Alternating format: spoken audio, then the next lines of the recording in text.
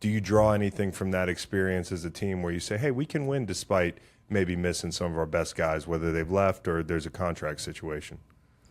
Well, I'd tell you this. I'd say just keep your cell phone handy. I mean, we brought in Juju Smith-Schuster. I mean, Yeah. you're on the list, man. Yeah. Huh? Oh, yeah, me? Make sure, Hell yeah. Hey, make sure you're Coach, make sure you- 255. I didn't get the fucking invite. I ran a Hey, 6-minute Big Red mile. gave me the Make invite. sure- I didn't get the fucking invite. Well, he's got a lot Make of sure you're offensive linemen working. right now. I don't know. You might have to convince Brendan Daly that I'm not a shithead. Okay, mate, give us a hello. Auburn, Maine. Hello. Why? The hell's going on in Auburn, Maine?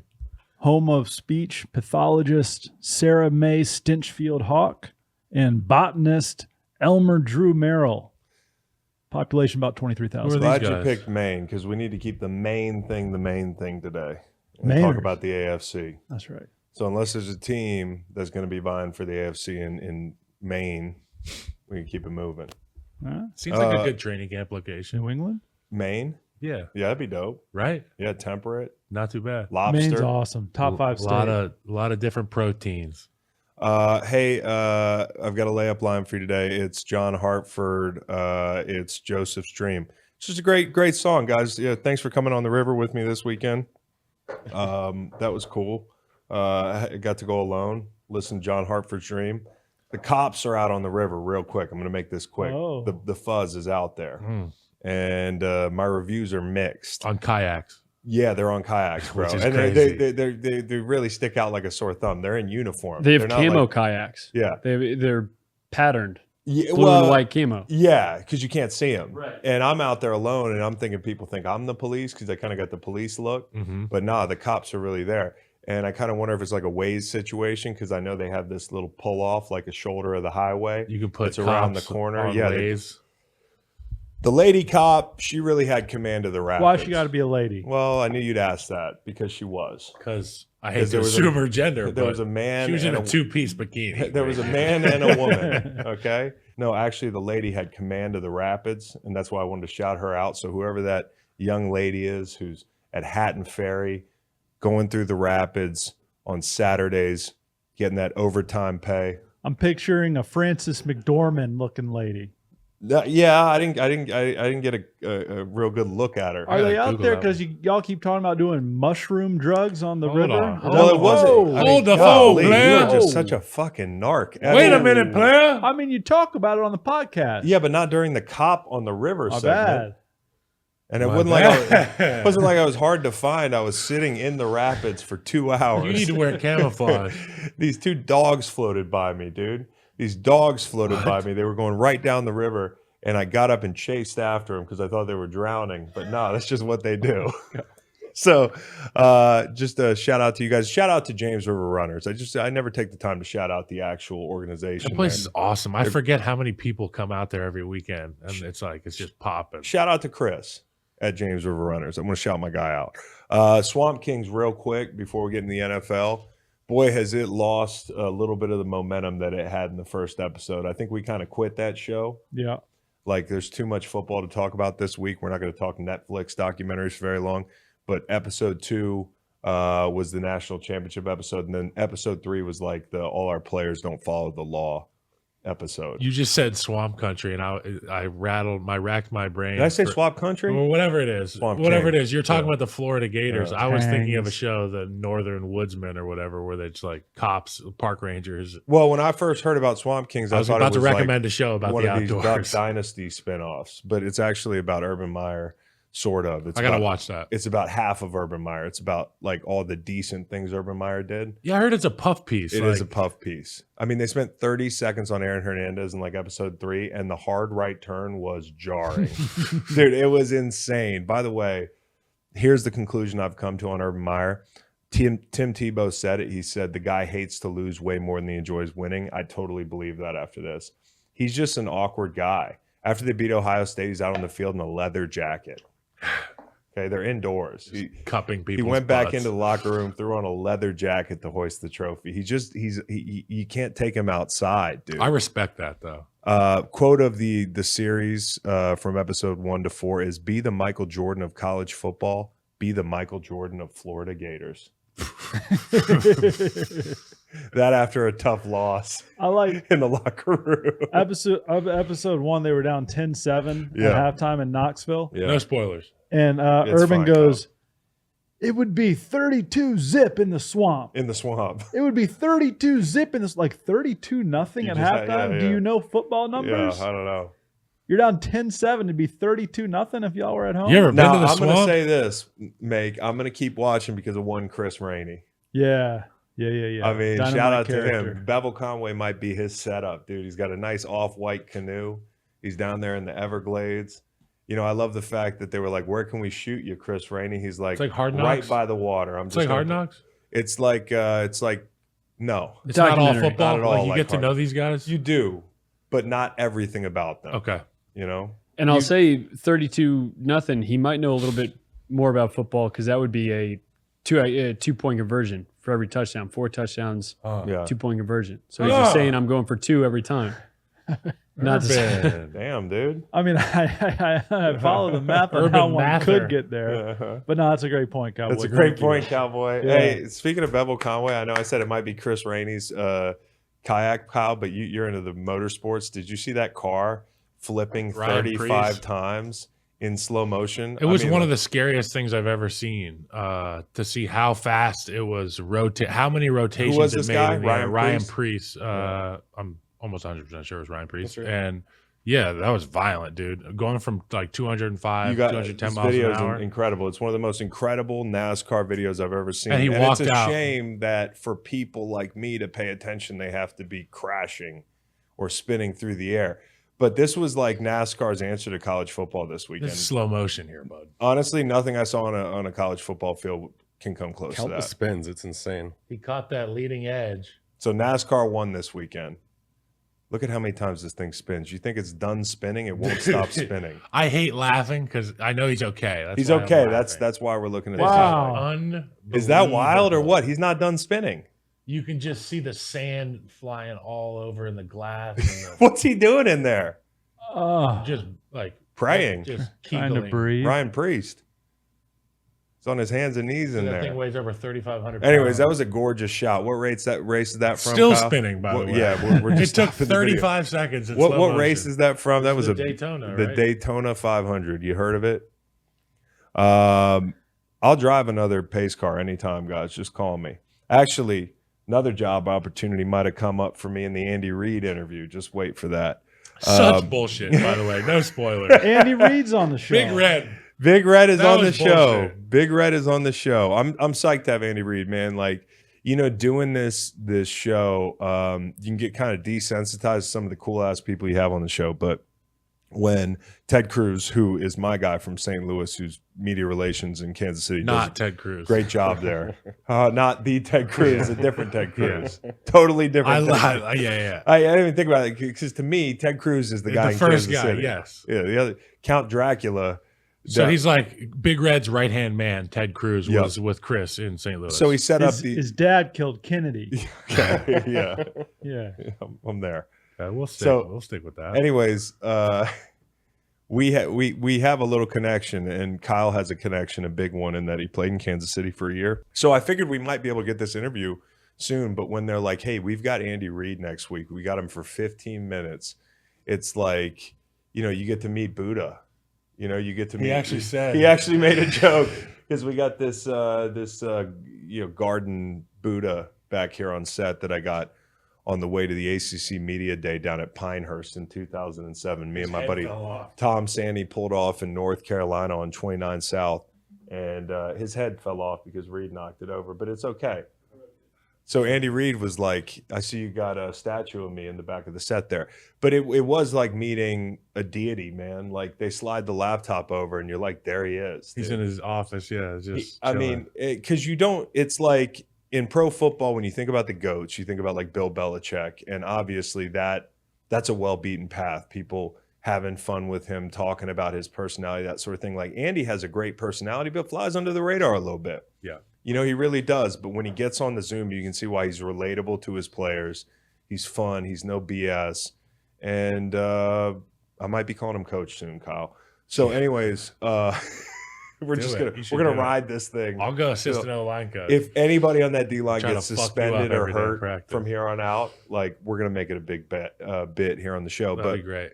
all right, so we got Andy Reid. We have him for 15 minutes. Interesting. now we Like have when you Lincoln. look back at Andy Reid, and I asked him a question about this because we were talking about Eric Bieniemy.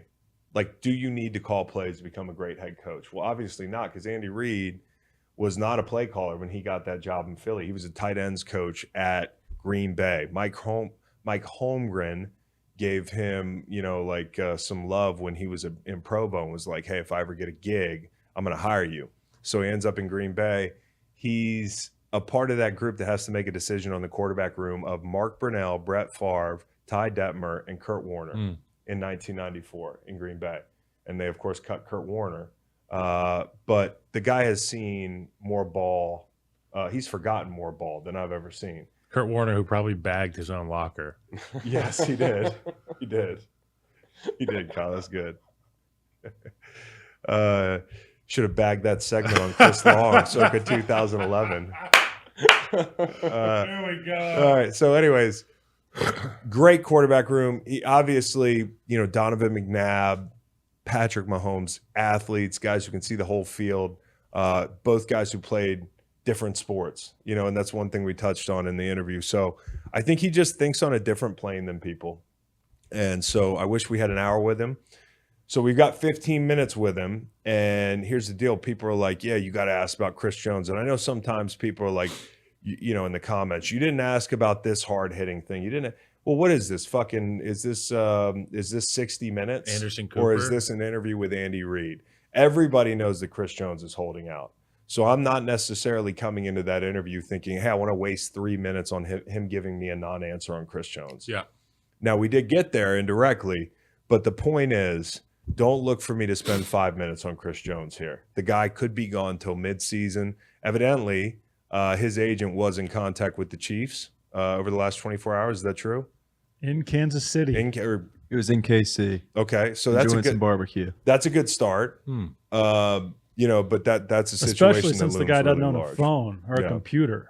Yeah, so he true. really has to be face to face. That's true. There That's will be true. no He sent a raven. conversations. Before we get into the AFC West, and that's really what today is about, is going division by division and giving you an outlook on, strengths and weaknesses of these teams. We're going to pick the divisions. We want to give you Andy Reid because I think if you're talking about the Super Bowl, it goes through Kansas City, and it goes through Kansas City not just because of Patrick Mahomes, but having a coach like Andy Reid who has reinvented that offense over the last couple of years with the departure of Tyreek Hill. Now he's got no Eric Bieniemy. We'll see what that means, but I'm sure they'll be just fine. So enjoy Andy Reid, and coming out of him, we're going to do our AFC preview as well as our first installment of America's Teams. Oh, baby. Yeah. All right, here's Andy Reid.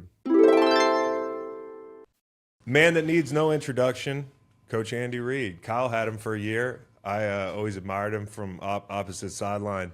Never really talked to you, Coach Reid. Just wanted to say thanks for coming on the show, and utmost respect, man. Just love watching you work. No, my pleasure, man. You guys have my picture in the back there. That little Buddha guy sitting right there. I appreciate the tribute, man. Yeah, I got that at a gas station on the way down to ACC Media Day in 2007 on the side of the road. So it's a set fixture. I like it. Coach, I think one of the biggest storylines going into the season for y'all is 2 new tackles. What led you to make those decisions? And then, how hard is it as a rusher? I know it's hard to rush a quarterback like Patrick because you don't know where the drop target's going to be. But for those tackles, is there an adjustment when it comes to blocking for a guy like Patrick? Yeah, I mean, it's been an adjustment, for Patrick too. I mean, those guys they do a nice job, and for them just to stay alive. I mean, you got to stay alive and feel the pressure of that defensive end, whatever way he's going to go. You can't hold on for very long, so you gotta let him go if he's gonna take off running. Get those holding calls, right? So you got to be careful with that. But they Pat's had to get a little bit used to them. They're real strong, and they protect that hash there and do a nice job with that. I bet it's the same thing with receivers when they come in. They're like, "Oh, we're running scramble drill a good bit, aren't we?" Yeah, no, it's you cover that early. Yeah, That's yeah, something you you do. cover early in camp. So he likes to get out and move a little bit. Coach, one thing I found really interesting, well, Kyle, you ask him about Andy because that was one of your favorite Yeah, I was guys. going to say one thing that I know makes that transition easier for the entire group on the O-line is having Andy Heck. And can you speak to some of the things that he may do that people don't understand that he's doing inside that building? Yeah, well, first of all, he played in the league forever, and there's nothing like that experience when you're coaching the position in which you played. And he understands it. He understands the whole mindset. He understands the longevity of the season and career, and then he's a good fundamentalist, I guess, from a football standpoint, and he drills that home to you. So, but there's a certain mindset that comes along with the offensive line where you don't say much. And you take a lot of the grunt of it, and you have to show up for the bell, every week, and you're not getting a lot of glory with that. So he gets that. He keeps everything kind of in that room. Even though we had big personalities like you guys, you understood. And there's a kind few of of them there, too. That framework. Yeah, there are, but they understand what their job is, and when it really comes down to it, they just shut their mouth and want to dominate you, and that's a great mindset to have. Coach, two of the best quarterbacks you've had are not just great athletes in a football sense, and they're certainly, if you looked at their 40s, their vertical leap, that sort of thing, their measurables are impressive. But I think for Donovan playing basketball at Syracuse at a highly competitive level, for Patrick Mahomes being a great athlete on the baseball diamond, is that something that you look for? Like, is it hard to measure the athleticism of a guy who plays other sports at a high level? And what is that athletic profile you're looking at in a quarterback? Yeah, I love the mobility part of it. Be able to run around and still keep your eyes down the field. Yeah. It allows your deep pass game to be relative. I think it's just a little bit extra time, to have that ability to have a little bit extra time. I think it also puts pressure on defensive linemen. You have to take certain rush patterns with those guys, and any answer that the O lineman can have to the test, you want them to have, and so if we can keep those ends in kind of a contained position, that's a great advantage to us, I think, for the tackles. How do you take me through? I mean, it's been some years with you and Patrick. He's obviously a great processor, and he's probably not in every corner of the game like stereotypical processor. I'm sure he makes magic happen sometimes in his own head. Having coached him for a while, how does his head work? Snap to release that makes him unique. Yeah, well, first of all, he's very smart, but like the great quarterbacks, he understands space, and he can process. He knows where people are going to be. That all fits into his sight, and so whether it's through film study or the amount of reps that he's had, he kind of senses where people are. And a lot of guys can't do that. They can't project space and see and feel. They're a kind of a 1, 2, 3 person. That's not how he looks at it. And I had a dad that was an artist, and I always say that he kind of saw things outside the box. Mm-hmm. We all looked at things and we said, "Oh yeah, it's blue," and he'd go, "Well, no, it's green and yellow mixed," and pop, pop, pop, and that type of thing. So that's kind of how the great quarterbacks see things. They just see things that some of us can't see. Now, you mentioned artistry. When you're sitting in your office or you're sitting at your house when you're home from the facility and you're coming up with this circus type stuff, whether it be pre-snap or post-snap, like if I have a tweet that I think is funny but might be controversial, I'm going to text Chris and say, "How does this look?" I'm his get back and he's guy. going to say, "Don't tweet that," or he's going to say, "Let that one fly. It's funny." Yeah. Who is the guy that you can text to say, "Hey, this is the idea I've got. Is this going to be legal? And should I present and install this?" And is that guy on the staff, Coach? Is it somebody that you're like, I don't want to? Yeah, no, I've got guys right here that that are great with that. But I've been lucky enough to have some great men, the Mike Holmgrens and Lavelle Edwards. And, there was a guy, Doug Scoville, that was phenomenal offensive mind that I played for at BYU. And he was our offensive coordinator. He went into the NFL with Randall Cunningham at Philadelphia, that whole deal. Dick Vermeil. I mean, these are people that, they explain how the game has kind of evolved. John Madden was phenomenal with that, just where it's been, where it's going, and kind of everything in between. And it's, it helps you with boundaries. It helps you with not being afraid to try things, out of the box maybe. Where you said evolution of the game, and this is something, since you brought it up, I mean, you would be the one that would know. Where's the game going?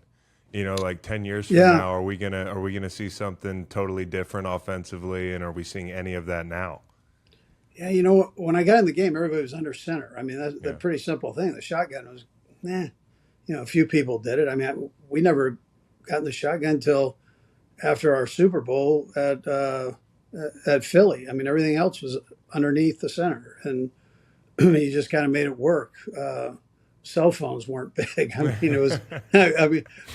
I know it's showing age here, but that's the reality. I mean, where is it going?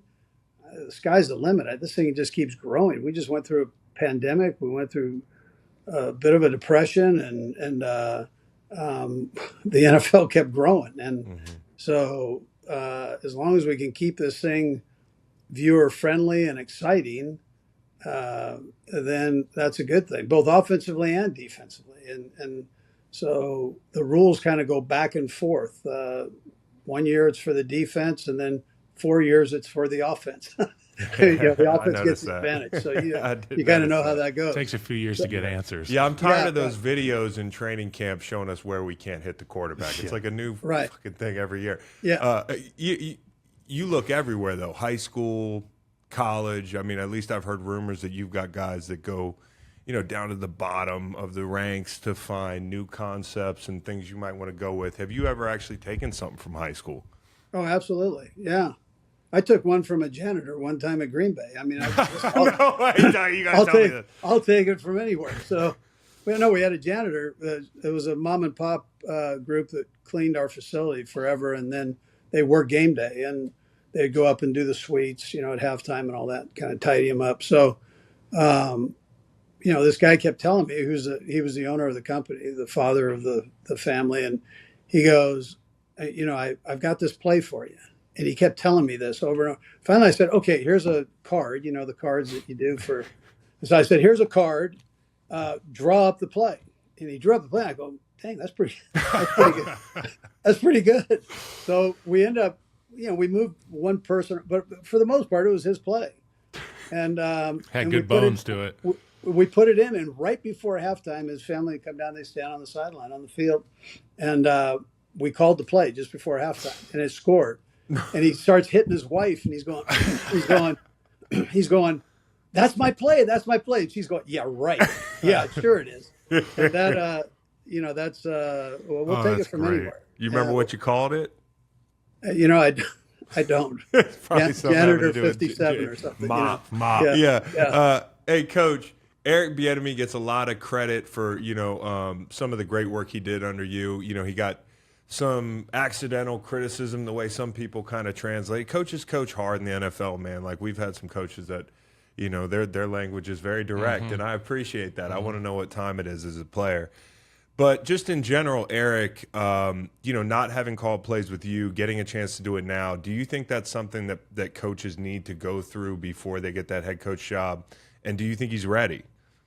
Yeah, I never called the plays. Yeah. I mean, I didn't do that. I mean, that was Mike Holmgren's job. I was lucky enough where Sherm Lewis allowed me to do some things up there when I was the quarterback coach and tight end coach. And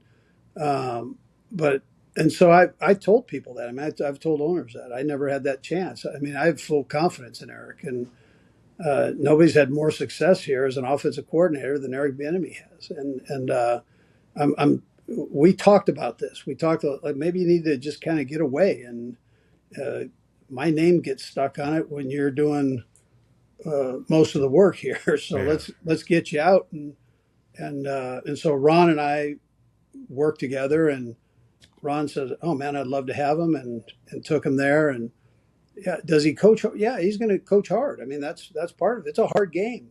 I mean, you guys know that they can put all these rules and regulations. It's a tough game, and so it takes tough dudes to play this thing. And he's he was a running back survivor, man. He lasted 9 years in the league as a running back. So those guys normally last 3 and they're out. And this guy, he understands that. So he's going to challenge you, but he's going to love you up too. Yeah, so it's, that's the key. Yeah, That's and the I think key. he'd be a great head coach. Yeah. Talking about challenges, last year you guys are without Tyreek Hill, and I know much has been made about the situation with him leaving and you guys going out and dominating again in a different kind of fashion. What was the mindset going into the year? Because I know it wasn't a woe is me situation in there. You took some fuel and burnt a fire in those team meetings from the beginning. What was your message? Yeah, well, first of all, Tyreek's a great player. I mean, he's a future Hall of Fame player potentially here. I mean, he went and had his best year after he left here. So he's phenomenal. But as you guys know, this is a team sport. Yeah. And so one guy doesn't necessarily make the team. And we can't forget that part. So I wish Tyreek the best of luck. I loved having him here, and I'm happy for him that things are going well. But the rest of the guys, it gives another person an opportunity to step up and play, and that's what the guys did. They it helps have Pat Mahomes also. So, but the other guys stepped up and took care of business. This isn't a question I really wanted to ask, but what are you going to say? But you might be without Chris Jones for a while. Does that give your team a little background into like what it's like to win without one of your elite players? I mean, hey, we did it on offense. We can figure out a way. We've got this DC who I played for who can dial it up. Mm-hmm. There's young rushers. Like, do you draw anything from that experience as a team where you say, hey, we can win despite maybe missing some of our best guys, whether they've left or there's a contract situation? Well, I'd tell you this. I'd say just keep your cell phone handy. I mean, we brought in Juju Smith-Schuster. I mean, you're on the list, man. Yeah. Huh? Oh, yeah, me? Make sure, make sure you're Coach, working. 255. I didn't get the fucking invite. I ran a 6-minute mile. I didn't get the fucking invite. Well, he's got a lot of Make sure you're offensive linemen right now. I don't know. You might have to convince Brendan Daly that I'm not a shithead. But that's good. Coach, I got a couple quick hitters for you here and let you go, man, because I know you got a lot to do. Best cheesesteak in Philly? Oh, man. You know what? I didn't really meet one I didn't like, honestly. There are, you got Pat's and Gino sitting right there, and those are either one. I mean, you can bounce back and forth on those. And then there's all the little ones. There was one right up by Villanova Campus Corner that was phenomenal. I mean, I could name. They've got it down there. If you're going to put a cheesesteak out there, you know it's going to be good. It's got to be good. Or all right, they'll throw it back at you. So best staff member of all time, and why is his name Dom?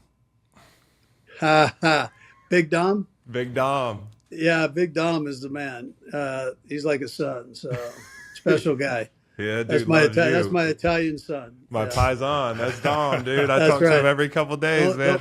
Don't mess with Dom. Don't mess with Dom. And the last one, did Doug steal your let's go get some? Yeah, I'll treat you to some cheeseburgers. Yeah, Kyle told me you had a whole cheeseburger I'll treat you to a thing. cheeseburger. And Doug, I used to stand by the door instead of sit in the chair so I could beat Ken Flagel to the ice cream line. So that's right. Little Haagen-Dazs. Yeah. Did Doug steal it? Did Nagy steal it? Is that your IP? Yeah, they all borrowed it, but that's all right, man. It's all good. It's all good, fresh. Yeah, Nagy used to treat us to that Haagen-Dazs. Yeah.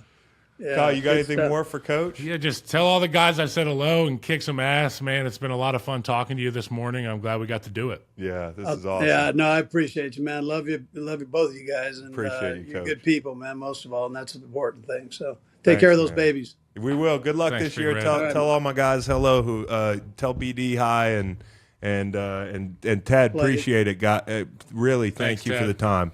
Absolutely. Be safe.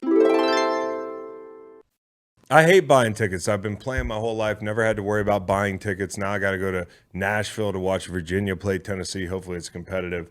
But the ticket part is stressful. The game's stressful. The ticket part's really stressful.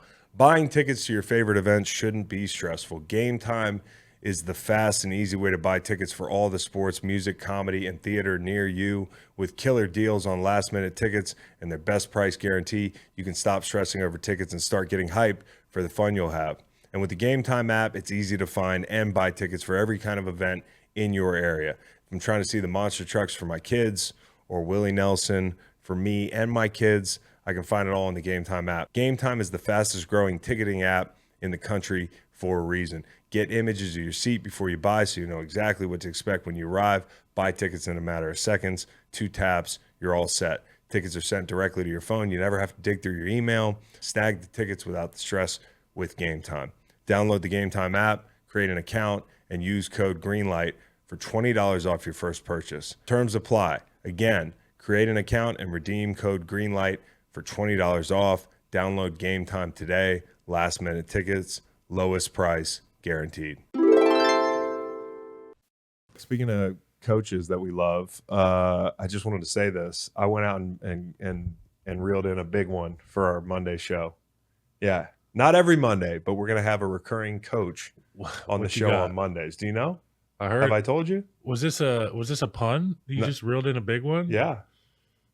Jeff Fisher. Yes. Yeah, I was like, I think he's doing the. We're gonna fun have thing. Jeff Fisher on the show many Mondays this year. And by the way, just to let people know, we're doing a live show. So Kyle, myself, and Dear Dr. God. Fax will have a small part in the podcast as well, but the boys in the back will be firing on all cylinders. We're giving Macon the day off so he can actually do his other job on Mondays. And enjoy Sunday without the pressure of 1,000 NFL games coming down on his head.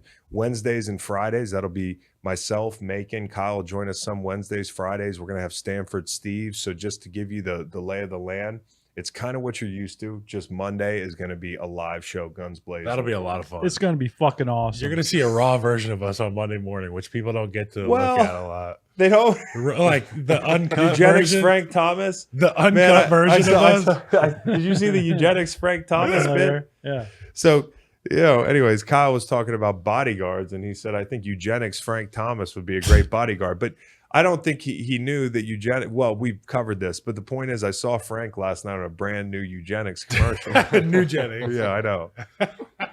He was just walking around the neighborhood, tossing people bottles of eugenics. Just grabbing people's wives Yeah, from right his- under their nose. We've got America's teams. Yep. My first America's team is the New York Jets. Okay. Because I wasn't allowed to root for Aaron Rodgers when he was in Green Bay. I had to do it really quietly and You did quietly root? secretively on Twitter. I enjoyed watching him play when I was Yeah. on the sideline. He was one of the few guys you go watch. Now the Jets get him. Jets are so hungry for a quarterback. Now they've got the guy. You can hear even in the meetings, the Saleh meetings, he's talking about having a Hall of Fame coach there or a Hall of Fame quarterback there. It just changes everything. People want to root for the anti-hero now with Aaron Rodgers. Gets a New Jersey on, and people are excited. I think, truthfully, people will root for him. They will be one of America's teams. Well, it's weird because, like in sports, generally you see these great players who people are almost, they have fatigue on. Maybe a lot of people don't like Aaron Rodgers. A lot of people tired of him. And, that same person would probably want the Jets to feel some success for the first time in what feels like 2 decades, even though it wasn't that long ago that they were pretty good. and people are tired of him being made fun of, I think, in the public opinion. Who, Aaron? Yeah, like they liked for a while to rag on him, and now they're like, all right, let's just watch him play some football. Yeah. So- Well, now we're on to the boosters. So I'll go number 2, right? So it's like less. Number 2, the Chicago Bears. And if I had them at 1, you guys would call me a homer. I am a homer nonetheless. A city who's finally fallen in love with their quarterback. They've wondered, is this the guy? Is this the guy for years and years and drafts and drafts? And Justin Fields comes along and he is the runner. a shining example of what a quarterback's supposed to be able to do in today's game. I just think that it's not only a city that needed a quarterback, but it's a country that is obsessed with explosive offense and the dual threat aspect of it. And Justin Fields hits on all cylinders. And the Bears, who's more fun to watch when they're playing well than the Chicago Bears? Well, the fruit fly that's circling your face, I'd say, is pretty pretty damn entertaining. Maybe He's got not a flute as- fly on his face. Yeah, A flute fly. It's doing circles Yeah. around his dome. Mhm. It's sniffling Number after 3. him. He's just powering through. Number 3, Deion Sanders. Deion Sanders is Colorado Buffaloes. Because you have to say it that way, right? You Yeah, have to say it's they are Deion his. Sanders because he has put more than a fingerprint on that thing.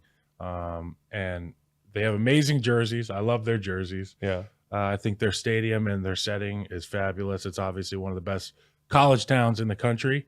Yeah. And that place, like it's akin to the Chicago Bears. If they get a team out there, if they can field a real competitive team, that place is going to be electric. I can't wait to watch the They Buffaloes. do have some history. I can't wait to watch the Buffaloes play primetime games. Yeah. Number 4, air conditioning units.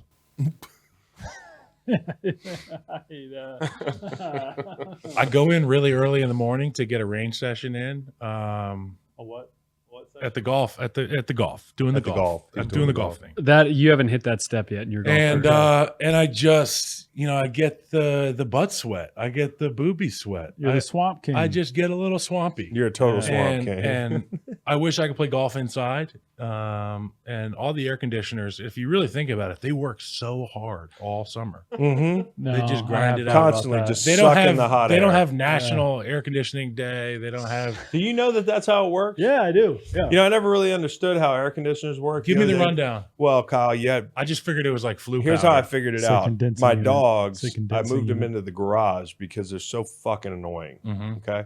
And we have a young baby. So we moved them in the garage, but we had to put in a little air conditioning unit, a little mini split. I'm a big mini split guy. Mhm. That could be one of my America's teams. Mitsubishi. A lot of people are like, this is kind of trashy, but it gets the job done, bro. The big fucking whole house HVAC units, they're really complicated. But you put it in a window. I'll be damned if I don't walk by the outside of the window and I'm getting blasted with hot air. What it's doing is this is sucking the hot air out and conditioning it, and you're getting only cold air back in. So that's air conditioning in Okay. 90 seconds. Okay. So I get a 5th one, right? Mm-hmm. I do listen to some condensing units outside. You know, they got a little rattle. I'm like, damn, It's you just really are revving all working day. hard. Like, are you Talking okay to in the there? air handler somewhere else. Yeah, I'm with you. That's Okay. a good call. Number 5, all the men and women that fought the forest fires this summer, A way to bring it home, Kyle. of which there were many. A way to bring it home. Talk about a For thankless For job. sure. Yeah. And Chris, I did actually find out about how to sign up to be a volunteer in Polson next Oh, year. nice. So that Nice. would be cool. Nice. They said no training needed, just show up. So if there's a fire next year, you got to go. Yeah, I'm gonna bring a shovel on my vacation and and a bucket of water. You can't check that, sir. It's okay. I'm a reserve firefighter. I'm a volunteer firefighter. Okay. America's teams were starting out with Our Lady, Notre Dame. What happened to Uncle Kyle? He died in a fire. They go Trapped in to his house? No. Dublin. They beat Navy 42-3. I'm seeing everywhere Navy plus 19.5, Navy plus 19, Navy plus 20. Nah, it's Sam Hartman. Guys and gals, Sam Hartman led the Deeks about 35 wins. Sam Hartman's really good. He's really attractive. He's just hot and good looking and gorgeous. And Really he's about the quarterback. bearded Sam Hartman. Oh, bearded Sam Hartman is just, I gotta pull him up. I wish I could He's a pull him good-looking up. guy, but Macon, Point being, that might be your hall pass. 42-3 is what this was going to be. Okay, He's the quarterback. Yeah, he's the Is he of quarterback. age? Look Are at you him. allowed to say he's hot? He's very yeah. Transfer from Wake. He's an No, old it's guy. okay if it's a guy. He's a hot old guy. Fucking Jonathan Taylor Thomas back in. Just joking. He's like what Ryan Day thinks Ryan Day looks like. You know? It's what Ryan Day thinks. At any rate, He is. He's if Ryan Day had a good-looking brother. yeah, Yeah. with like a nice mirror maybe too. Mhm. Notre Dame 1-0. Okay, run roughshod over the midshipmen. Second America's team's the Commanders. Commanders unbeaten in the preseason. The green light deadbolt lock of the week was Commanders over Ravens. Had it been uttered on the podcast, which it wasn't, Commanders snapped the Ravens Can I pitch the preseason. segment now? It was Macon doing us a solid, not collecting a paycheck that he was going to guilt us about from last year. You want to talk about Aaron Rodgers? And he was Talk going to about put me. the paycheck on the Commanders. And then we You were gonna, are a little bit like Rodgers. Thank you. Yeah. And then we were going to divvy it up But among that's the your pay fellas, cut. You know? It's $300. Everybody would have gotten a little walking around money if we had Shoe put money. it down on What the do you got for the Commanders. pod today? Not much. I was going to do a segment where I guilt you guys about not making enough money. I like the plan though. So Washington's won the preseason. That's still Everybody's their getting name? excited. The Washington Commanders, yeah. It should change soon, right? Because I know that there's some stuff. Are they going to change it?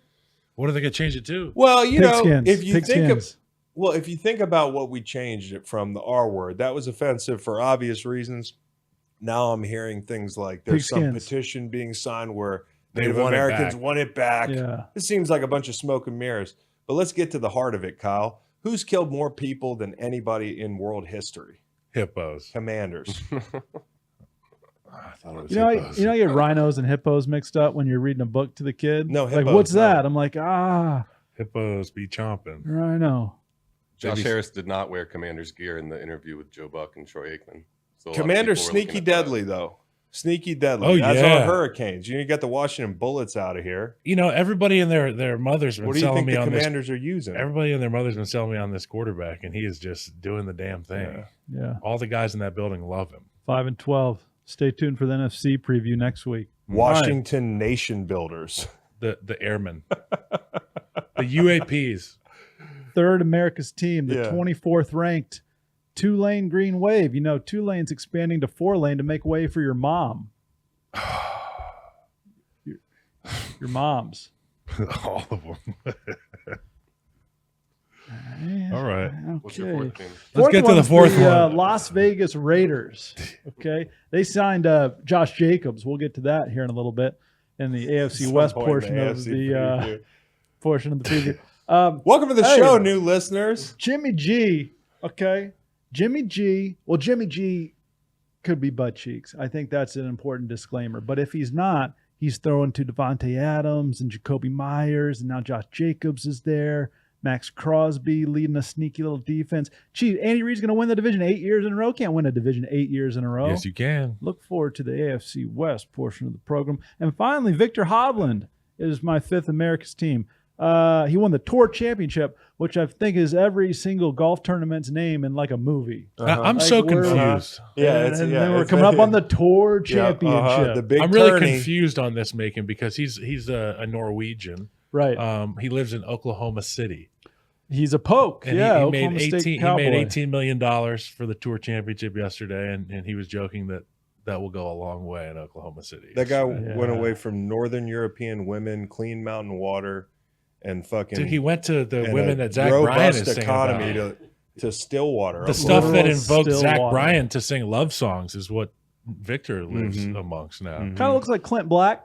Does He he? does look a little, If you look at his face, 25-year-old, going to be 26 later this month. he's got a great later move. next month. Is he diminutive? He's about See, 5'10". Okay, he's a diminutive. That's a good little word. guy. Bless you. Okay. Victor, My America's dominant. teams. Oh, Okay. yesterday. Y'all heard the Tulane joke? Mm-hmm.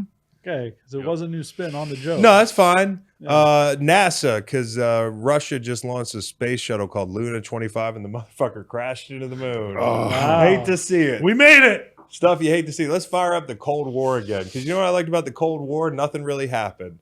It was just a bunch of like, hey, we're at war. Let's stick together. We're in a new But Cold nobody War. died. Well, I mean, some people died as a result of some of the surrounding skirmishes. But the Cold War, not such a bad thing.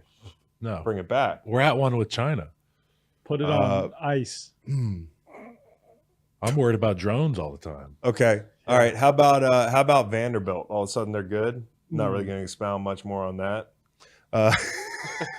Those guys are smart. I mean, fuck. I mean, the cupboard's bare when no sports are going on just yet. And guys walk in, they're like, hey, we got a 20-minute segment on America's teams. How about Hawaii? Timmy Chang. I pay attention. We're 17.5-point dogs, and the line is moving at 18, as well as 3.5 wins. I tell the guys, this is what they think of us as a team. I like Timmy Chang. Oh, He he's was a actually beast. the coach, isn't he? Yeah, he's the coach now. That's like Wow. He's That's the like coach now, Hollywood's and he story. he watches the line. He watches the line. He's on the totals. I love to see that. And like as for the players with low prop bet totals, I don't know if that conversation is off limits, but Coach, this is what you think of me. And then lastly, my America's team. This is the America's team. Bed Bath and Beyond. Okay. Oh, is that the name? We just changed our name from the Liberty Cuckolds to Bed Bath and Beyond because we got our guy. I really liked your draft. Thank you. I really did. I know you didn't say anything, so I figured you liked it. Well, I lost power right before the draft. Did It was you? a bit harried. Yeah. Returned home to like everyone in my house crying. But, yeah. Oh. But when I looked back last night, really good work. You Thank got you. Jameer there too. I got Jameer Gibbs. Let me take you through it. You pull your team up too. It's a good chance to talk about something that people actually care about. I'll pull mine up too. Fantasy football. Kyle can pull his up, which doesn't exist because last year he was in 11th place and we had to save him from the Chris, fantasy I don't think I football had the punishment. app downloaded. Okay. We had to tell him, hey, Kyle, you might want to set that line up, big boy. What's my password? Hut hike. That's right. Okay, so I got Justin Fields at QB. I got Bijan in the He's first okay round. now, Nolan. I got Jameer Gibbs. I got Devontae Adams. Didn't really want to take Devontae Adams, but I did. What else are you going to do there? Calvin Ridley, I coveted his ass. Okay. Ass worship. There was some ass coveting going on because I was getting ready. If somebody took Calvin Ridley, hey, and you motherfucker, whoever drafted Romeo Dobbs, I hope you stub your toe tonight. You've loved Tom him. Sandy. You've loved him forever. Was that Tom Sandy? Yeah. He doesn't even get the bit. He just unironically drafted fucking Romeo Dobbs. I don't know. He might listen. I put in the chat room, you motherfucker. I don't think he knew why. Okay, I got Dallas Goedert at tight end. You know, this is a tight end draft where there's not a lot. Honestly, dudes were taking tight end. Somebody took Mark Andrews at like 30. So Dallas Goedert, got Rashard White. He's going to get a ton of targets down there. Name's Rashad, but yeah. Or whatever the fuck it is. Well, you didn't Throw draft him the ball. Okay. Either way. Isaiah Pacheco. Yeah, running Or, back. yeah, I know who he is. That'll be great. Yeah, the guy's gonna get some heavy workload this year. Graham Gano, Saints D and special teams. Think about the fucking NFC South. These guys are gonna eat. Jahan Dotson, Jordan Addison, Quentin Johnson. I'm excited about him. Kadarius Toney, your guy. Bro, I love those three you named before them. Yeah, and Damn. then I waited for Greg Dulcich. Yeah. Yeah, I mean, We'll so I see. got my guy, and Brock Purdy is my backup quarterback. Truth be told, I was looking at your list to make sure I had the positions right. So I still don't fully understand this thing. Yeah. Texted you before asking how many. You were wrong about the draft order, by the way. Was I? Yeah, I wasn't 45. I was 47. he leaves me a voice memo 2 hours before the draft. He's like, yeah, so I pick at 7, right? And then like 11, is that right? And then No, it'd be 14. and then 14. Yeah. And then you just went through down Go every through damn your number. team real quick. I Was it- appreciate the help on that. Okay, I went Stephon Diggs, round 1, pick 9, followed by Tony Pollard. I think Tony Pollard's going to be RB1. All right, that's why I picked him. I wasn't trying to win the ESPN little algorithm, okay, that tells me I'm going to finish 8th or whatever the fuck. I'm trying to win the league. Chris Olave, round 3. Lamar Jackson, round 4. Had to reach there. Quarterbacks were going. Round 5, Ramondre. Hoping Zeke doesn't do too much to steal carries. Like Ramondre Or a lot. tutties. That's right. Damian Pierce, your guy, round 6. Miles Sanders, round 7. Kenneth Walker, the 3rd, round 8. Bunch of backs. Cortland Sutton, round 9. You mean Sutton? Pat Fryermuth. You mean Sutton? Pat Fryermuth in the 10th. Evan Ingram was sitting right there. I just couldn't do it. I let my bias get in the way Dude, there. people are letting Evan Ingram Let my bias slide, get in the dude. way there. Well, if you look, he averaged like 11, 12 fantasy points last year. Yeah. It's not that much. Yeah. Okay. We're tight end. Okay. Jacoby Myers, Jackson Smith, and Jigba get well soon. Good Yeah. luck this year. Zay Jones, Cowboys, What's the deal there? Dalton Foot Kincaid. break? What? With Tyler who? Bass. With whom? What's the JSN? I think it's up here. Hand Isn't break? it up here? Hand Yeah. break? Is it a hand? Hand or a wrist. It's a bone that I didn't recognize the name of when I saw it pop up. You know where the I talus is? figured it was. Yeah, I do. Where is it? In your foot. Okay, good. wrist surgery for All right. JSN. So, guys, now the podcast can start. We should call him Jason.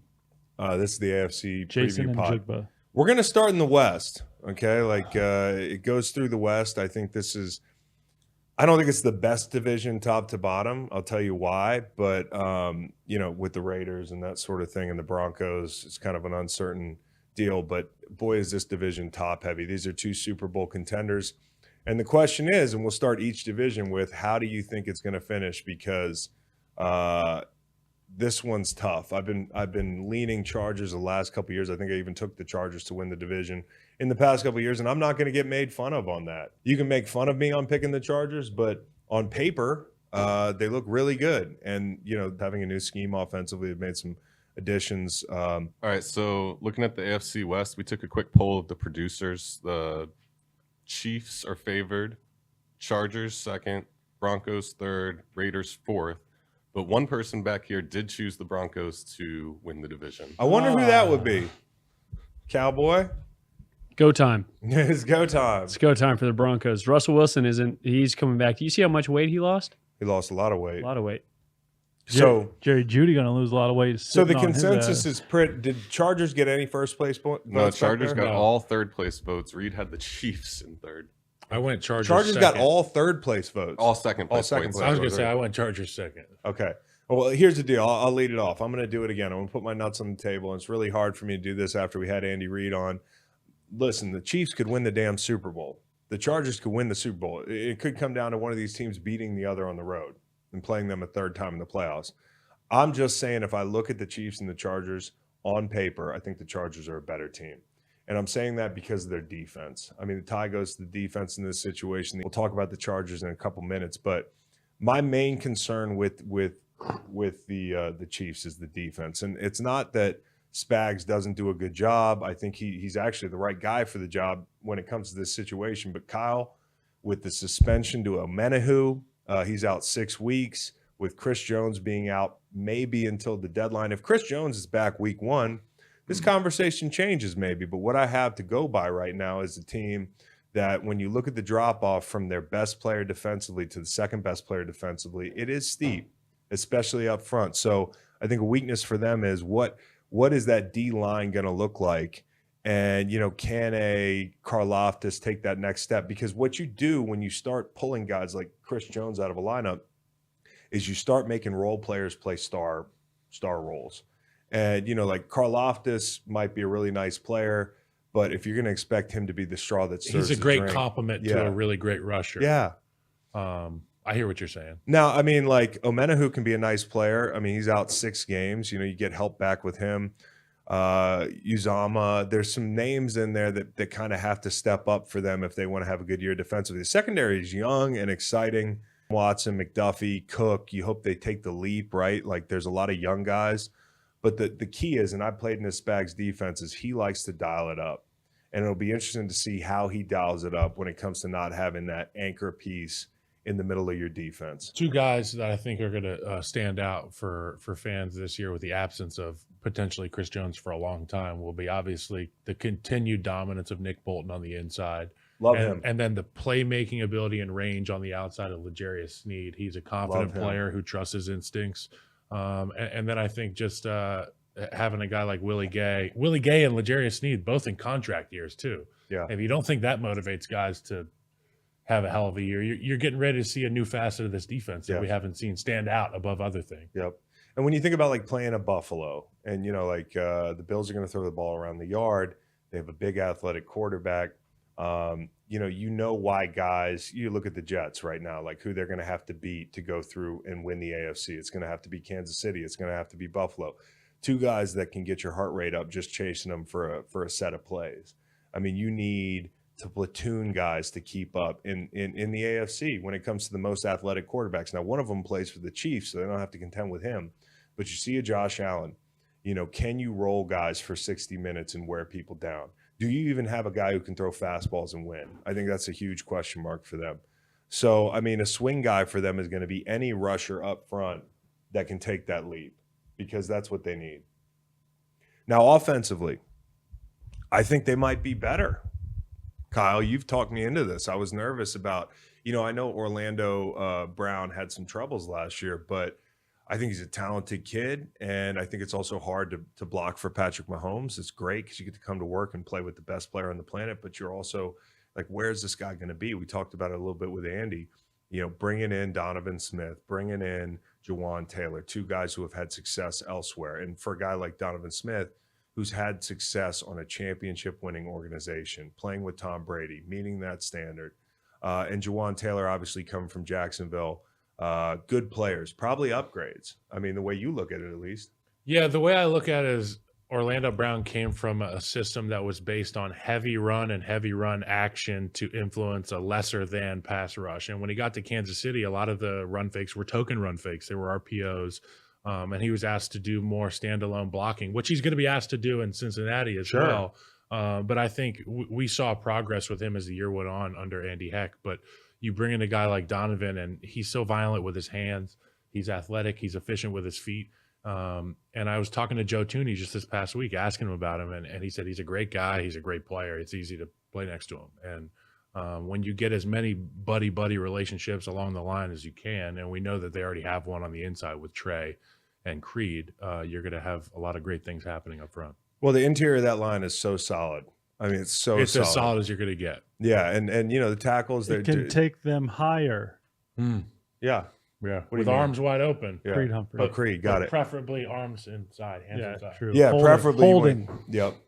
Well, yeah, hands to the face there, Scott Stapp. But the depth is pretty decent. Allegretti, who you like, Niang. He can play any number of positions on the inside. And at running back, I think they found their guy. Like it's one of those things. Pacheco, you draft him late, a couple years earlier, or a year earlier. You have Clyde Edwards-Helaire being drafted in the first round, and people are like, why? And then it goes out. But you're like, okay, if anybody can do this, it's Andy Reid, right? Well, it doesn't really work out. It hasn't worked out to this point as far as like drafting a guy that high. You pick up an Isaiah Pacheco later in the draft, and you've solved that problem. I mean, this guy runs hard. He had a great rookie year. He runs angry. McKinnon's on a contract year. He's smart. He's versatile. You can use him in the screen game. He's a leader in that locker room too. Yeah. They have so many of these guys that have been there and done that, like actually walk the walk and talk the talk, and they're going to have them all back. Yeah, and that's kind of the core for them, and that run game is something that's really important. It's become even more important to them. More gap scheme stuff, more power football the last couple years. So it's just they're better up front. It's a nice thing to lean on. And then you've got at receiver, my swing guy is Kadarius Toney. Oh. He arrived late in 22 from New York, and obviously Kelsey's the number one, but they really like him. And when they made this trade, I was super excited because this is a guy that, like, maybe he wasn't as motivated playing in New York. Maybe he was hurt. Maybe he wasn't getting along with Brian Dable. But like you show up in Kansas City, and it's the same way with Bill Belichick and New England. It's not about you, and walking in the door, and it's First about the walkthrough team. you're in, you get into the huddle, and Patrick Mahomes is calling. So the yeah, play. your It's like, ego is fucking out the door. Now and the you're only like, how thing, can I help? the only thing, because I think this guy's going to buy in. Young Joker is going to buy in, but the only thing the young Joker has to worry about is the injuries, and he's starting the season possibly on the shelf. I mean, like they've talked about, they feel good, he's day to day, but we don't really know about his injury. And the weakness, ironically, offensively, is probably the wide receiver room. MVS is a vertical field stretcher kind of guy. Sky Moore, we don't really know. Justin Watson, he's steady. Rashee Rice, we don't really know. A rookie second rounder. So Mahomes has got a lot of guys that he's got to throw to that don't have a lot of tape, that haven't seen a lot of success in this league. But if Toney is truly a one out there, then this offense is pretty dangerous. Because, you think about with him, all the quick game stuff they can do, the vertical threat stuff they can do, the gadget stuff. You can get him involved in the run game. He's exciting.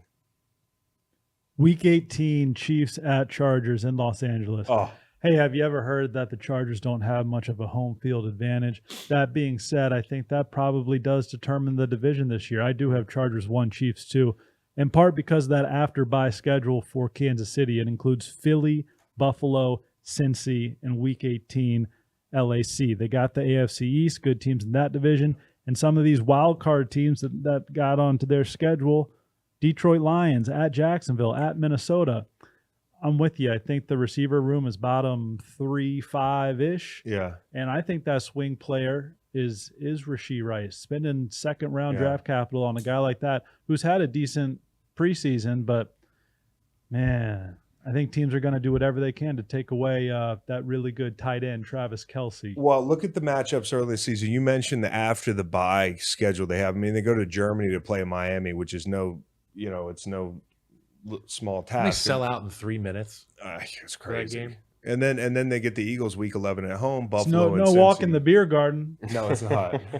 Mm. That's good. Yeah. So I mean, and Miami's a fast team off a 6-hour flight. Like they're gonna be, you gotta be firing on all cylinders.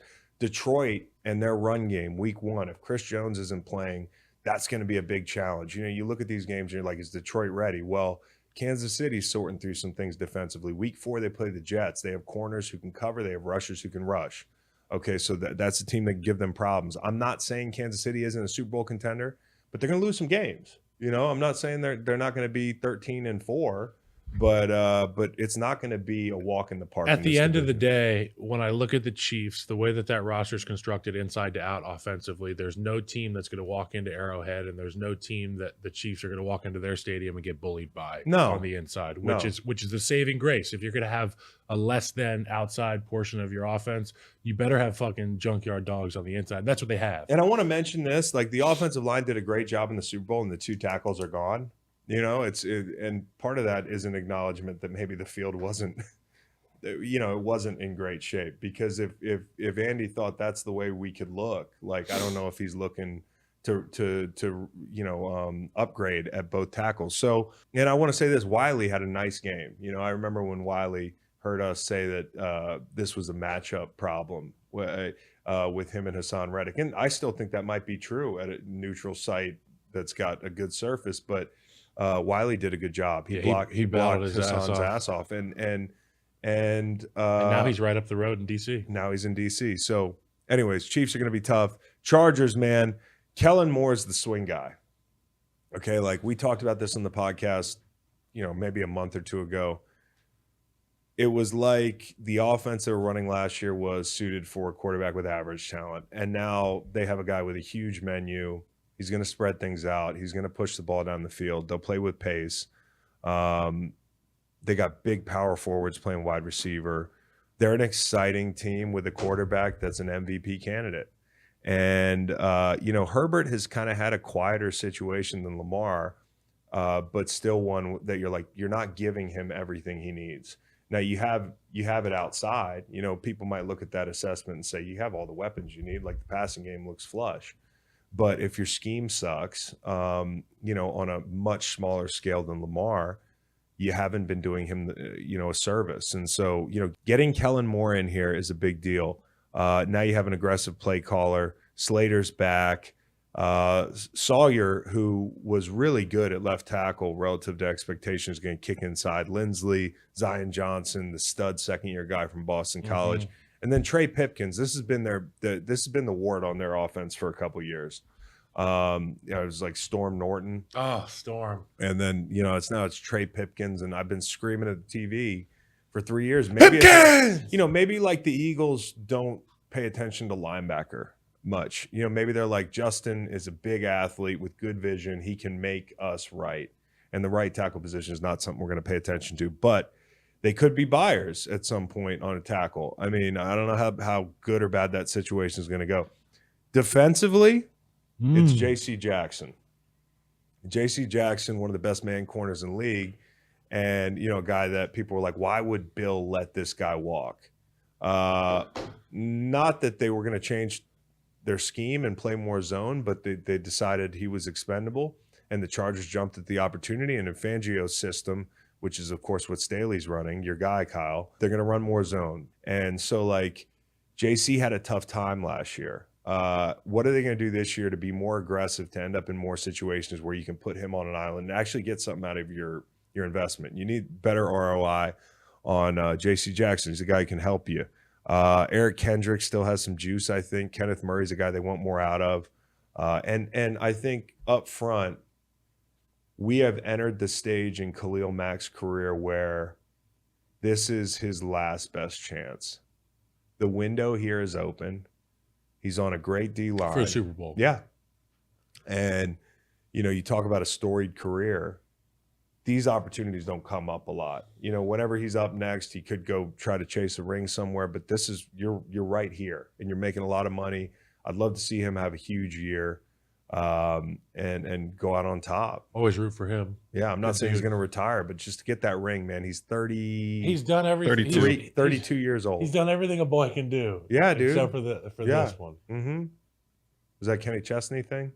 Yeah, I think so. Um, Some living, yeah, I've had fun, but there There's one thing that I haven't done. haven't done. I want to know How the Super river Bowl feels. Mhm. You know what I'm saying? Yeah, I know. Hey, they picked Quentin Johnston in the first round. Yeah. I have just one draft note for these guys. Dalton Kincaid was sitting right there. Mayer was sitting there. Laporta was sitting there. I like Gerald Everett, but I like Joshua Palmer more as that third receiver. I think there could have been more value. Palmer added. could be a lot of teams too. Right. Yeah. And I think that they could have. I think they could have done more to help I think Justin on the outside by doing something on the inside. the way this offense is and the way their injury history is at O-line, I think they're going to be just putting as many receivers on the field as they can and having Justin throw, Yeah. quick game. They're going to be one of the most fun teams to watch this year. Let's go with our number 3 team. Consensus is probably the Broncos, unless somebody picked the Raiders to be Oh, third. I picked, Reid, you're I up. went Raiders third. I went Raiders third. Interesting. Yeah. Okay. There's a lot of stuff you got to overhaul there in Denver. So the whole thing with the Broncos, and we've talked about this, like historically, play action for Russ, deep routes, attacking the outside in deep areas. Peyton obviously more West Coast in his roots, and I think Russ needs to really appreciate the appeal of short game and the middle of the field. I mean, at this stage in his career, and we saw him in the preseason start to buy into that a little bit, hitting his back foot and just delivering the football. That's going to be a big question mark for me. How much does he buy into the scheme? I think he's still capable of delivering the football on time in the right spot. I think this team could be, I think there might be a year off if he turns it around, but I don't think they're quite there. They lost Tim Patrick. Hamler had a heart condition. Jerry Jeudy's a swing guy. He's got to be really good this year. They were talking about trading him. Peyton says he's going to be a bigger part of the offense. Another guy that Peyton has raved about has been Greg Dulcich, which is why I picked him in fantasy.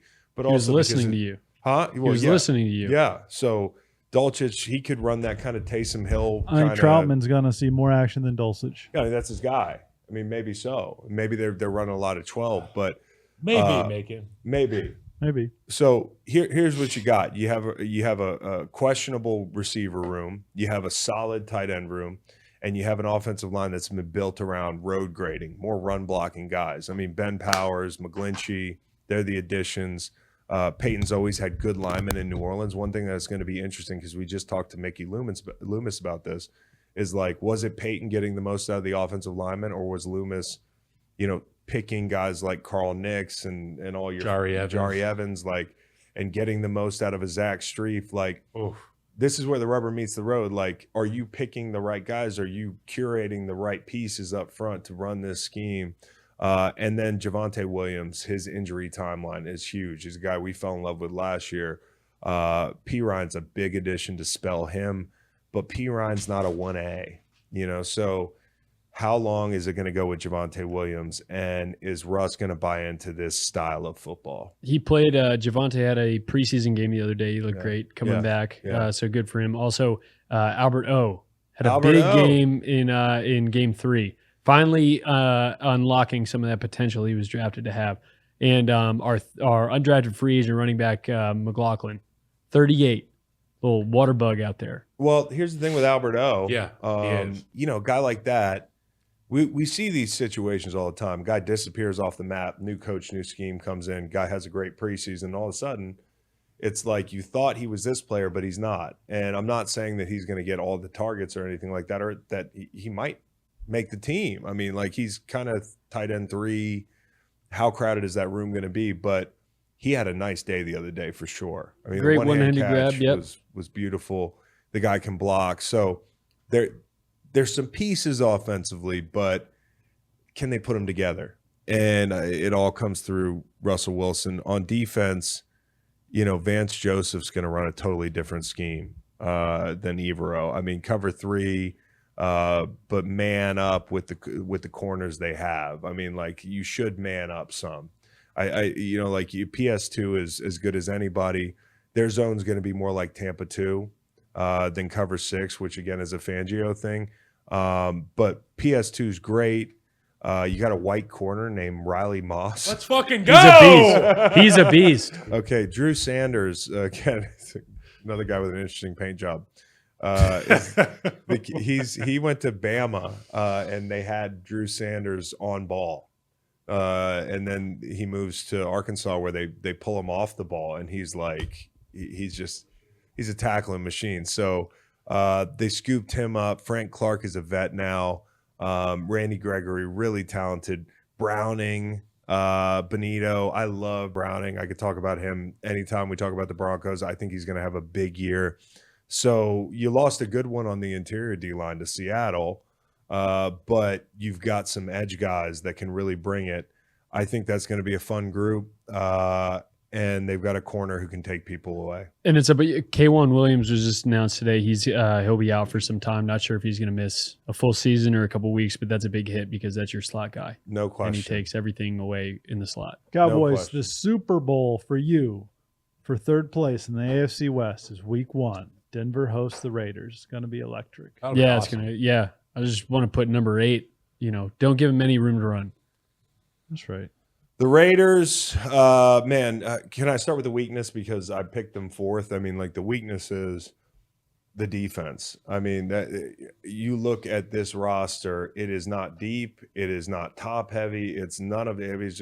They got Max Crosby, Marcus Peters, and a lot of guys, and I don't mean that disrespectfully, but they're not going to be competitive defensively. Over under 75% of the team's sacks will come from Max Crosby.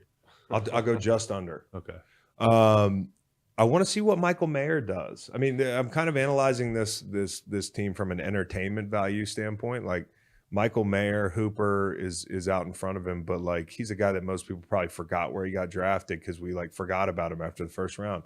He was Stanford Steve's favorite player in college football. He was our favorite player in college football for a little bit. I want to see what he's got. The Josh Jacobs deal is interesting because what it means is that I think, McDaniels knows he has to win some games, but you're not ready to commit to him long term. I mean, they got to win games this year. They need that running attack. Jimmy G's foot doesn't look quite right. It's going to be sketchy. It's sketchy Because it's like you never know. They tell you how it's going to heal. They tell you when you're going to be goodbye. And even after the fact, you're still not right. You still don't want to put weight on it. And the way they rework Jimmy's deal tells you they don't feel great about it. And then Devontae Adams has got to stay patient. I think this is, if there was like an award for a guy that was like hang in there, like the hang in there award, it's Devontae Adams because you get accustomed to championship level performance in Green Bay and Culture.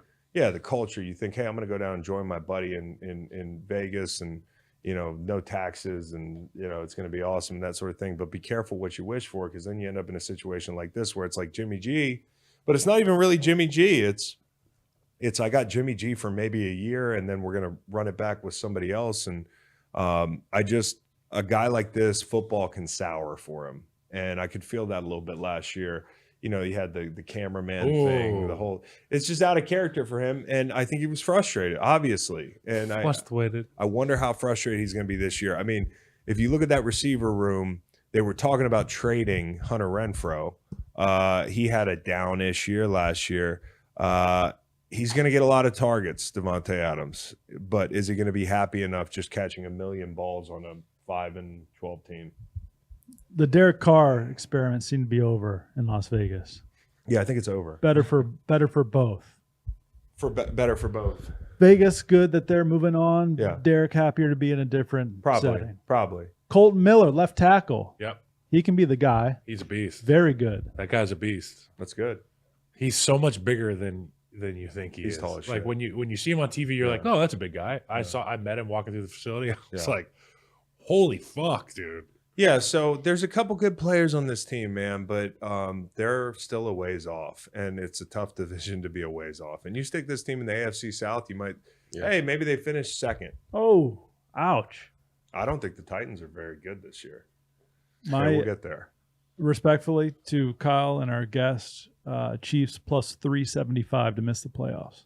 Oof. I don't even know what that means. No, don't do it. Think about it. Means it. if you bet $100, you're going to win $375. $375. For them to miss the playoffs? Yeah, so it's not worth it. Oh, by the way, I wrapped this up with the AFC West. We've got Chiefs minus 200 to win the division. This is all from BetMGM. Chargers plus 300. Broncos plus 650. Raiders plus 2,000. The best value there is obviously the Chargers. Yep. No doubt. And if you want to take a flyer, Reid, and enjoy every Broncos win even more so, put $100 down on the Broncos. Yeah, every Bronco win. I say they're going to win the division, but it might be a few Broncos wins. Yeah, you're right. And so the next best division is probably the AFC North. It's a really tough one to call for me. I thought it might have been the AFC East, but the way some injuries have happened, that sort of thing, and the way I think the Bills might slide just a touch this year, I think the AFC North is really hard to call.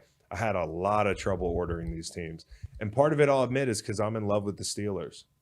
Dude, I'm in love with the Steelers. I had the same problem. I just penciled them in first, and then I finished my list, and I was like, wait a second. Yeah, I got to pick them. I can't pick them fourth. So the question is, and part of this is going to be, I just plain don't like the Browns because, I don't want to see Deshaun Watson. The Browns, they're loaded on paper, but Deshaun Watson has not shown me enough in the past 2 calendar years, whether that's his fault or not, as far as like making the throws that you have to make. I don't know if he forgot how to play football. Okay, we'll get to the Browns. How long does it take to remember though? Like, because this is I've never played quarterback, right? Like, I'd imagine it's like, harder than there's touch and there's I reads and can there's- short set this 300-pounder. You Right. can short set a 300-pounder right now, dude. Yeah, just get in front of him. But Quarterback's like hard. the rust. My swing guy for the Browns is Deshaun Watson. I got the Browns winning this division. Okay. Top 5 in the trenches, offensive line and defensive line. The roster is star-studded. 26th easiest schedule in the NFL. Love the Browns. Can Love we the pick? Browns. Let's pick real quick. Browns, Bengals, Steelers, Ravens. Okay, I'm going Ravens, Bengals, Steelers, Browns. Wow. Yeah. I'm going Bengals, Steelers, Ravens, Browns. Hot dog. Now, some people in Cleveland are going to be burning our fucking jerseys here. Not but, mine. you You guys put got. mine in the rafters. Yeah, well, Tulane. Like Chris said, Deshaun hasn't proven it to me. If you told me Deshaun was any semblance of what he used to be, I would say they're somewhere in the middle. yeah, of they that might be division. second. and they might be vying for. I don't know. Can I But just yeah. say like incomplete? Browns 4. Ravens 1 for me. I'll start with the Ravens. If he's your offensive superconductor and you can't guarantee his production, then I don't know why I would. I'm taking the upside on Todd Monken. I'm taking the upside on the Ravens. I think Lamar, if you believe he is who he was a couple years ago, if he's going to be healthy and locked in, which I think he should be, got a new deal. He's excited. Todd Monken's probably a far cry from Greg Roman. He's going to bring that spread stuff from college. And that's a lot more conducive to the passing game working for them. I mean, 84% of the snaps at Georgia from the gun, zone read, RPO, especially inside zone read. And then you'll mix in some gap scheme type stuff like power, toss, sweep, tons of play action, screens, rollouts. This sounds like an offense that Lamar can win in. And the high-low passing concepts, Yes, Zay Flowers. the high-low stuff against zone and the switch release against man, like they're going to be dangerous if they stay healthy. And that's the biggest thing with this team. A couple years ago, they had that injury report that was like 6 feet long, and we put out like when we dabbled in merch, we put out a Ravens World Tour because it looked like a band schedule. Yeah. I mean, there were that many injuries on the shirt, but that's what they have to avoid. I mean, durability at offensive skill is a question. Okay, like Odell's your number one. You're proven number one. He could make 18 mil this year. He hasn't been healthy. Bateman played in 12 games and 6 games respectively the last 2 years. Nelson Aguilar, Duvernay, Zay Flowers, unproven young guy. He's the swing guy for me, and he could get a ton of targets, right? Because Odell, what are the chances he plays 17 games? I mean, like this kid's going to get some work. So the offensive line's solid. It's funny that was the Okay. first time we said that name because 5 years ago that's like the only name we'd be talking about. Yeah, no. Yeah. which is just crazy. Yeah. So I mean, how quick this shit happens. yeah, I mean, yeah, like he's still making money like it's 5 years ago, but the upside is a guy like that can give you a half of that Super Bowl. I mean, like that half of the Super Bowl. You're absolutely right. I mean, that's why they have a ring. And the running backs, the same thing. J.K. Dobbins played 23 games in 3 years. Gus Edwards, 9 games in 2022. Justice Hill had an ACL in 2021, 49 carries last year. So, like, a lot of unproven, a lot of can they stay healthy? And offensively up front, you got Morgan Moses, old Virginia vet now, is probably a swing guy. Can he hold up? Just what a beast hanging in there for how long has it been now? Over a decade. 11 Over a years? decade, yeah. You got to get after some of these quarterbacks going to win a division. Yeah. Who's going to step up front? Defensively, you that's the whole thing. Like, who's going to win rushes for these guys? They bring in Clowney, Ajabo coming off an Achilles. Now the report was he didn't even make our guy down in Tampa sweat the other night. Wirfs. I mean, Wirfs is a hell of a player, so I'm not going to bury him based upon that alone. I got to see this guy, but he's coming off an Achilles. Owe is the swing guy, right? He's wildly athletic. He's got a ton of ability. Can he be the guy to step up? And Mike McDonald has done a really good job defensively of turning that temperature down a little bit with the blitzes. He's more flexible. They got killed in man a lot of times with Wink. And so, like, listen, as a rusher, you want to be aggressive. You want to dial up pressure, but you also like it when a guy just lets you rush. Because a lot of these guys are young rushers. You're trying to figure out what they do well, what they don't do well. Just let these guys rush early in the season and figure out who your dogs are and how to rush with each other. You're saying let them rush instead of trying to manufacture stuff? Yeah, you manufacture too many pressures, guys don't get reps. I also think as an offensive lineman, if you've got a group that's trying to run pressures the whole day, we can prepare for pressures. But if you're just flat out better or going to give better effort, you can't necessarily prepare for that. Like if you've got a guy just rushing you 70 times. And that's the thing. And usually teams you talk about with Kansas City, they're going to have to turn the you heat can up only even block more. it so many times. Yeah. So, I mean, I think Clowney's the perfect guy for them if you get the good Clowney, because he will get his nose dirty in the run game. I don't think he's like a floater like he was earlier in his career where you can move him around a bunch of places, but the guy's got enough rush ability left. I don't know if I think of him as like a vet in the room, but he's a guy that He's a tweener in he that can add department, something. I think, Yeah, right? he's a tweener in the vet department. Because like he doesn't have Do as I say, not as I do. He hasn't had one home for Yeah. Do you like the Browns getting Za'Darius better than the Ravens getting Jadeveon? I like the Browns getting Za'Darius better. Same. I'm a big Za'Darius fan. 10 sacks last both year. I mean, him. I love Z Smith. Rock Yassine's a big swing guy for them opposite Humphrey, bringing him in on a 1 year from Indy. Who's going to be the nickel guy? Demarion Williams, Jalen Armour Davis. The development of Trenton Simpson is something to watch at linebacker. I mean, we talked about possibly trading Patrick Queen in the offseason. It's not to say that that's not still going to happen. Trenton Simpson's a guy that they really like. He could push Patrick Queen out the door. And, it all comes down to that D-line like we talked about. So I know this is probably on paper. There's a lot of question marks, but I just lean like this is their turn. I think it's their turn. They've been through a lot as a team. They were the top dogs. They lost that spot. That can be good for a team. That can put that chip on your shoulder. That can gain some experience for young guys. I think this is their year to win that division. Steelers 7-2 last 9. I love the Steelers. No Bro. TJ Watt. Were they 4th on your list? They were 3rd. Here's what I like about the Steelers. Kenny Pickett looks fucking sensational. Okay, like they have a really good roster, but you run his preseason tape. A couple of throws he made against Atlanta were like, wow.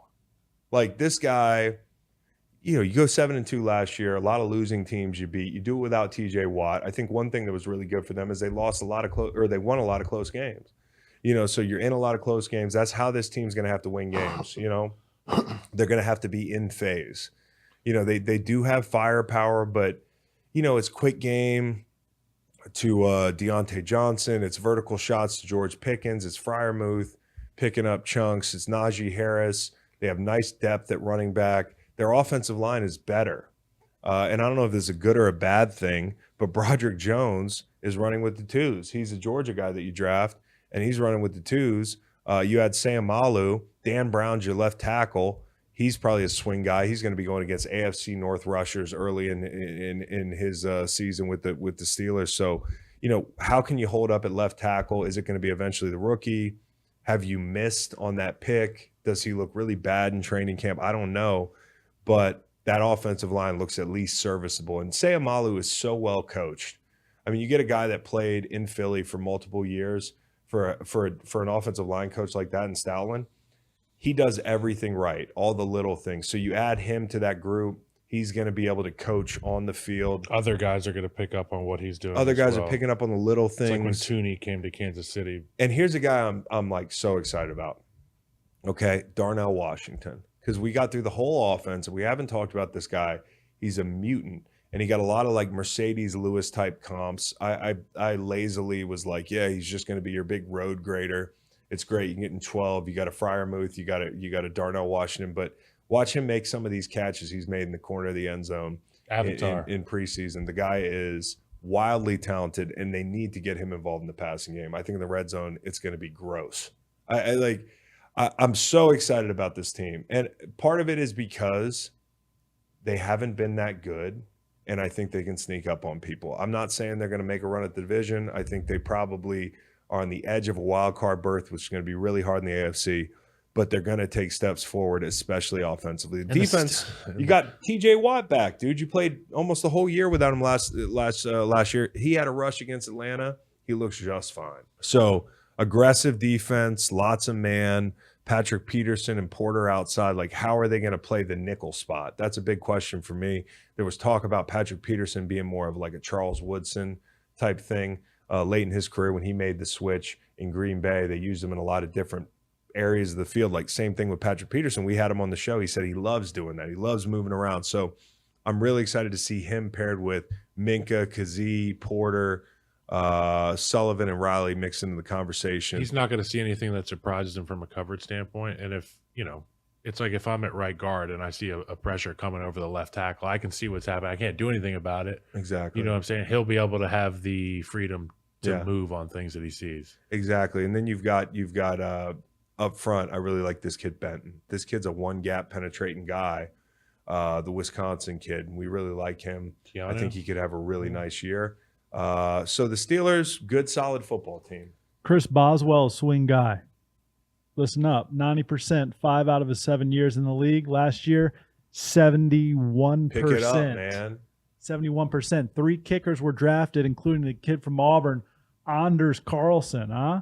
Real good kicker. Steelers didn't think they needed to make a move. Boswell, 32 years old. He's missing kicks. Careful. Every single Steelers game is 1916. Careful. Am I being like intellectually dishonest picking the Browns fourth? You could sort these 4 any way you want. Okay, we haven't so- talked about Cincy, who just wins the division. Well, look at their win totals are all like 9.5. Yeah. Steelers are 8.5. So when you like, when in doubt, I look at Vegas. They're going to beat the fuck out of each other. And these everybody's teams. going to bet the over on the Browns, right? They're like a Super Bowl team, right? The total's 9.5. I think it's 10.5 for the Bengals. I think it's 9.5 for the Ravens. It was 7.5. I got it at 7.5.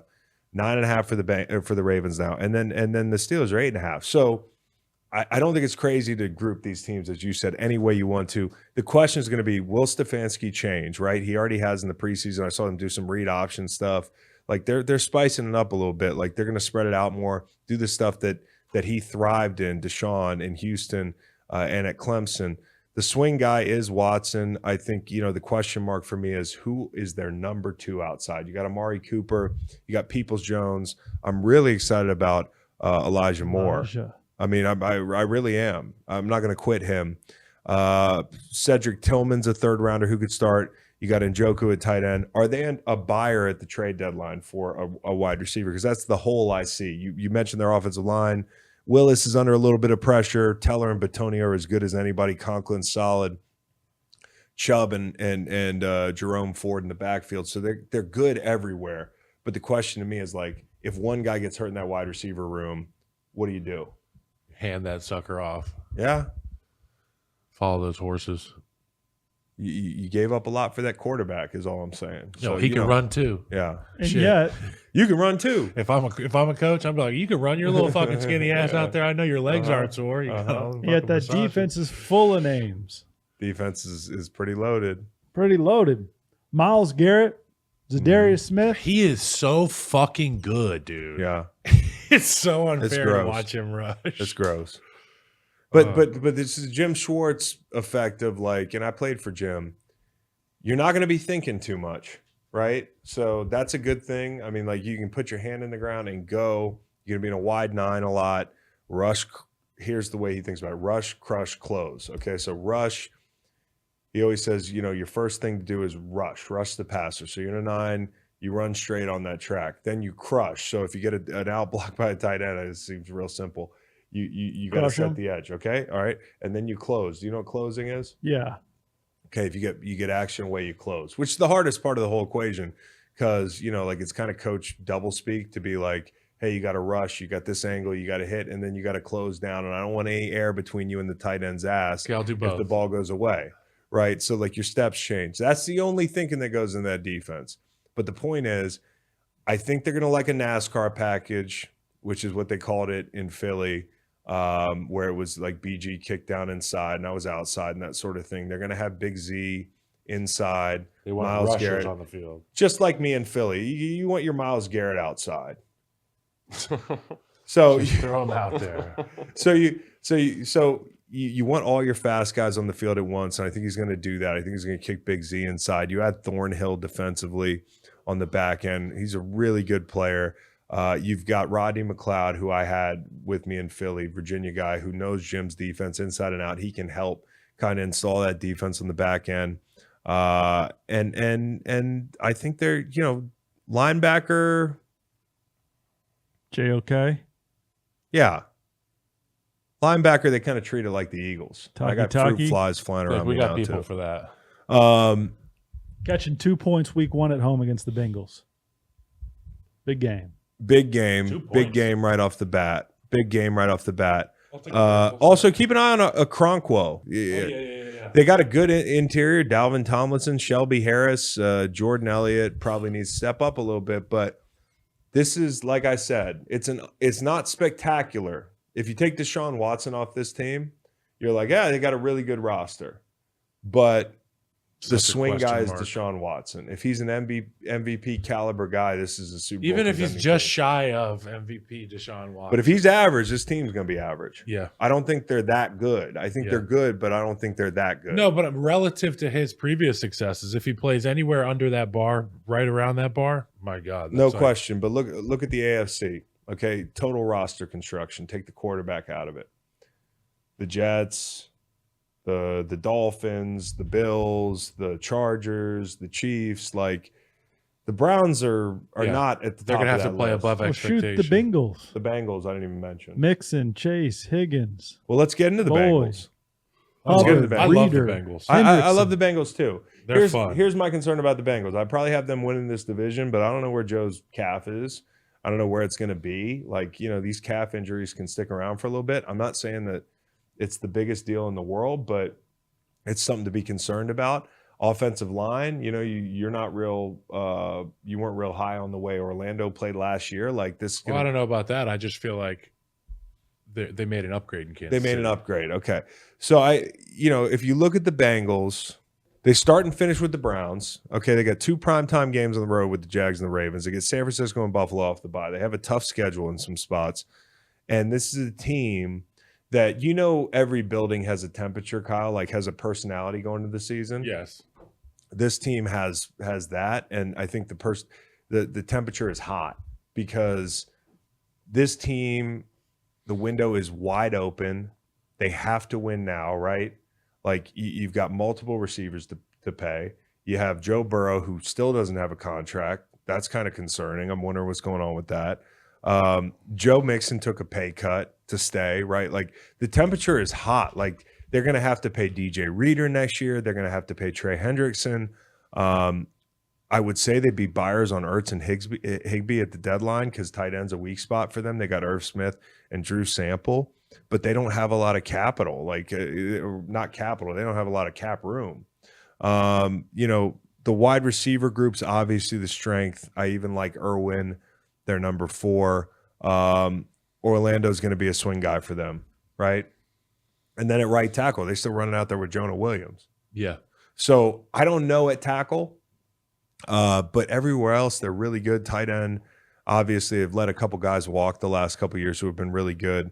And then on defense, the departure of Bates and Bell. Like, these are guys who are kind of quarterbacks of your defense. We always talked about Bell in here on Mondays because he would just show up and do outlandish things on defense, and you want guys like that on your team. He's your classic vet, Yeah. who's sharp, dude. He knows the game. Same thing with Jesse Bates, who's down in Atlanta.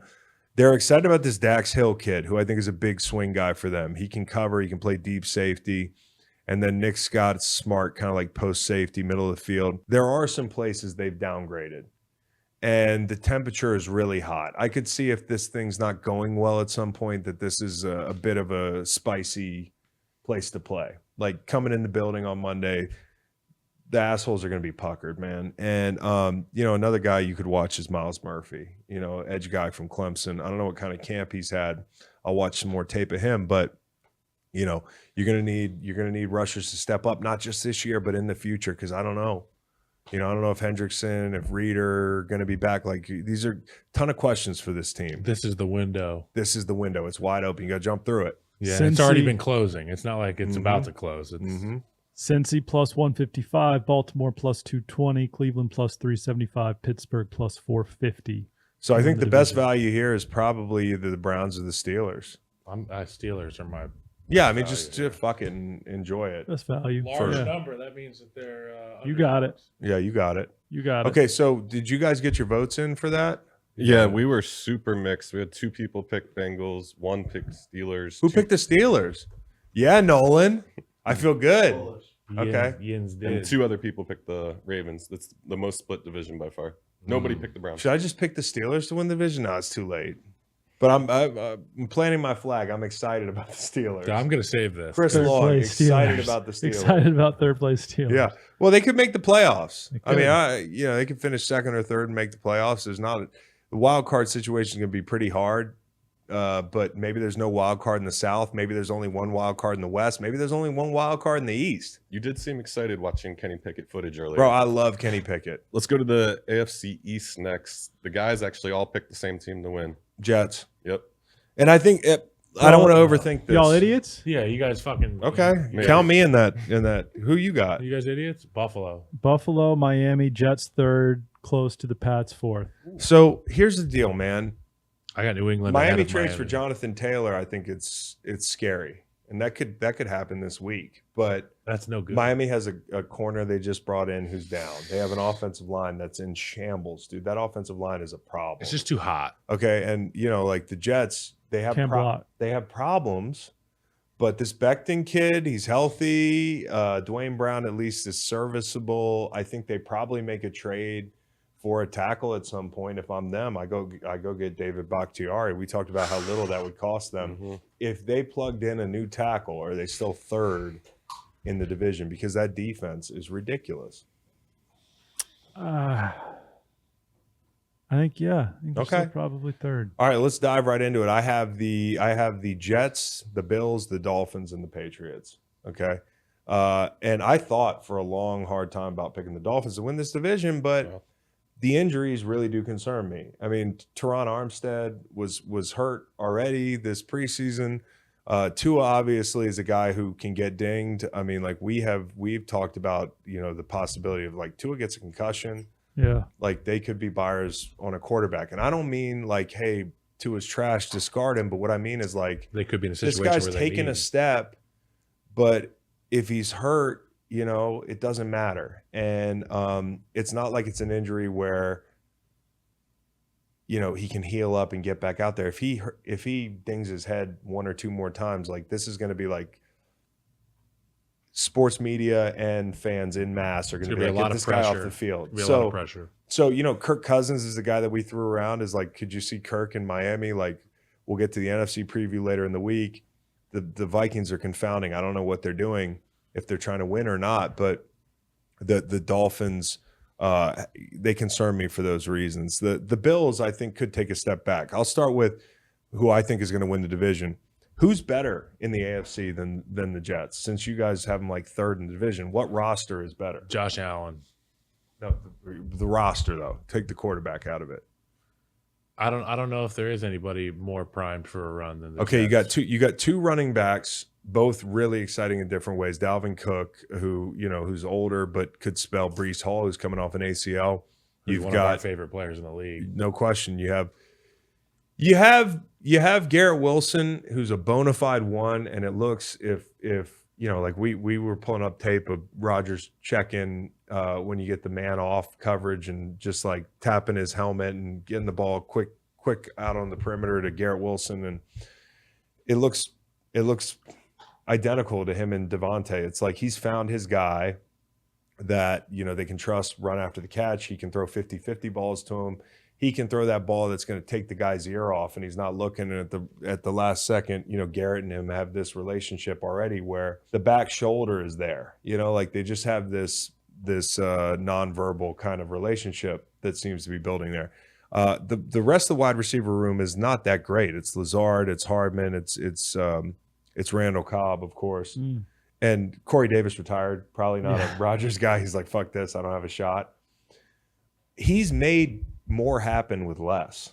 And, as a sidebar, Aaron Rodgers, who was really unhappy in Green Bay, goes to New York. The biggest difference is the defense. I don't think the offense is that much better.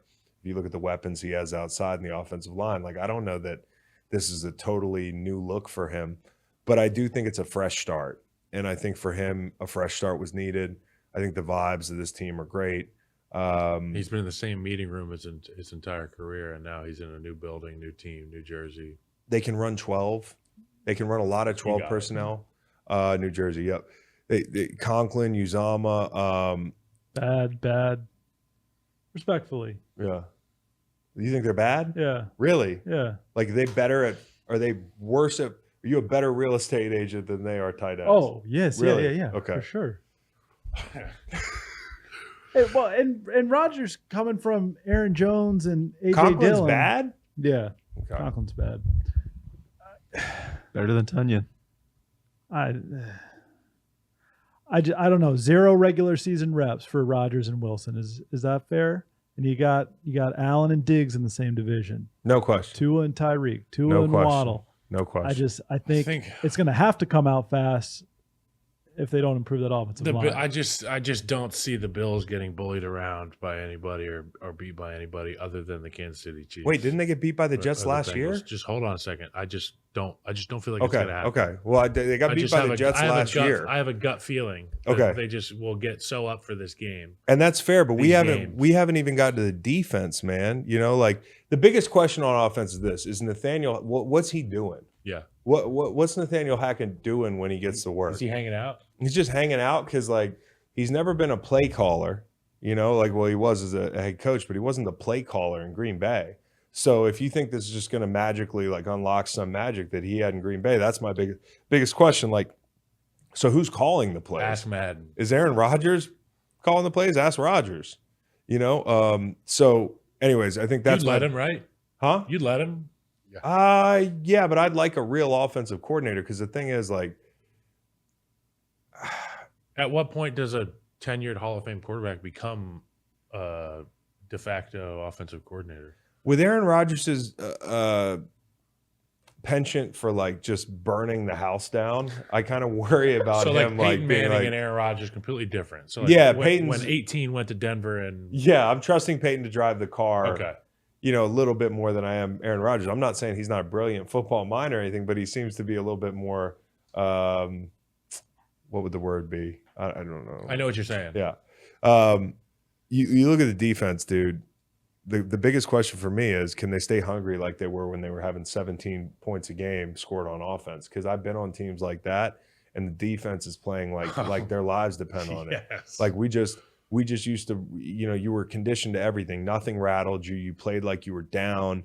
Now they're going to be scoring 20-something points a game. That could be give some even more 30s juice. in there. Could give them more juice, but you can also relax a little bit as a defense. They have to come out with that same attitude they had last year. When an offense like scores, guys, when we were down, when the chips were down, I want to be that same team. when an offense scores at will, particularly at home, the energy that the home crowd brings for a defense is so much different than when you're on a middle of the road offense. No question, and their offense is is good enough to score points. The front is good enough to take advantage of a home field advantage. That's the whole key. Lawson, Franklin Myers, Huff, McDonald, Jermaine Johnson, Quinnen Williams, Jefferson, Al Woods. Like, they have the guys outside. They obviously have Sauce Gardner, DJ Reid. They get Whitehead and Amos deep. They have high-paid, coveted guys at the second level of defense. They're just going to roll bodies, dude. And you talk about Josh Allen and being worn out, chasing him around. They're not going to be because they have the guys to platoon. And Amos will go swing a sword at Josh Allen. Yeah. This won't matter as much if Broderick Jones doesn't pan out. But how about the Jets flipping with the Packers, 13-15, and then the Patriots letting the Steelers come up to 14 to take Broderick Jones. Mm-hmm. And then the Jets at 15 went Will McDonald. They didn't get that offensive line help. They didn't get the offensive line help, but they can still get the offensive line help through the trade market. Well, a Buffalo Bill could come and break Aaron Rodgers week 1, Monday night. Yeah, Buffalo Bill could break Aaron Rodgers. He could break. It could break Aaron Rodgers. About that. No, it'd be like Yellowstone out there. Mm-hmm. I don't mean the TV show. I mean when all the tourists are like, let me stand close to the buffalo. Yeah. So, I mean, I do have Which is a concerns about problem. that, but like you picked the Dolphins ahead of the Jets. You don't have any concerns about Tua breaking week 1? I might have late onset dyslexia here. I wrote down NJY instead of NYJ. Oh, yeah, you might. So maybe I just flip-flopped the Dolphins and the Jets. No, I didn't. Dolphins really good. But Joe Douglas was in Philly when we said, hey, we're going to sign 8 defensive linemen. We're going to roll. And I think that's going to be the heartbeat of this team, is going to be like, how much pressure can they get on quarterbacks? How uncomfortable can they make it? And how healthy can they stay up front? Because they have some really great players. And up front offensively, I mean, we talked about the tackles, Tomlinson, McGovern, Vera Tucker, pretty good. So, like, all I'm saying is AVT really good if they can stay healthy. they don't have a full unit weakness. Okay, they have a couple spots. Correct me if I'm wrong. AVT missed most of the season last year. Yeah, but he's pretty good. He's a really good Yeah, player. he's pretty good. Bills, Cowboys, Pats, Chiefs. That's how the Jets start. That's tough. Tough. We're gonna find out about him pretty quickly. Tough. And then the Dolphins. I mean, we'll get to them in a second. The Bills, we'll do second. Okay, Bills. If you're the Bills, okay, like you've been chasing the Chiefs, right? We've talked about them making additions to their roster specifically to beat Patrick Mahomes, trying to draft rushers, which they haven't had a lot of luck doing. Von Miller gets hurt, that sort of thing. You're chasing the Chiefs, right? You go to Cincy. There's this other team in the AFC that's popped up, and you get your fucking ass kicked in the snow in Cincinnati, right? Like, how demoralizing does that have to be like, not only are we a ways away, this isn't even the team in the AFC. What happened over the last year or two? And, when it comes to the Bills and the offense, Ken Dorsey has had this offseason where it seems like nobody likes him. Diggs is upset. Josh Allen late in the season last year had the UCL thing. He was dinged up. He kind of regressed a little bit, went back to some of his old habits. Like, I just don't feel like this team is primed to take a step forward. I think they're good. I think they're going to be players. But all that stuff kind of makes me worried. I mean, I think Sean McDermott's seat is as hot as anybody in the NFL going into the season. And so, you add Kincaid, you get more 12 personnel out of that because you got – I love that addition. Yeah, you got Kincaid, you got Dawson Knox, you got Diggs, you got Davis, you got – well, the names get less recognizable. Throw as many outside. big fucking athletes on the field as you can. Damien Harris to supplement James Cook. Mm-hmm. James Cook's under a lot of pressure. They got to fix one thing, which is why I like it. You get to focus on one thing. That's red zone offense, it seems. When they get down there near the goal line, it was a lot of throwing and a lot of incompletions. No Feel like you question. shore some of They that have up. Too many small guys trying to make plays in short areas. Of You got all to the have big teams, guys in of all short the areas. teams that you think like would play well in the red zone, you would think the Bills with the quarterback that they have. But the offensive line is built more as a passing unit. It's built more as a team. The way the Broncos are building it, they're like, we want these road graders. They like guys who can It's a standard Aaron Cromer spread it out. guys who like to punch and pass protect. Yep. And so I think defensively, the big question is going to be, what they look like without Leslie Frazier calling the plays. He's taking a break or whatever it is. And you get Poyer back on a team-friendly deal. Taron Johnson's a great nickel, but he's not great outside. So the corner situation has been like a thing for them. Corner and pass rush. Can you It's stop the amazing. run? Huh? Can you stop the run? Can you stop the run? Which I think they're going to be able to stop the run. Puna Ford Yep. You edition. look at their rushers. If you can't generate pressure with Von Miller, I'm wondering who it's going to be. You know, there are other names there. There are people there that they like.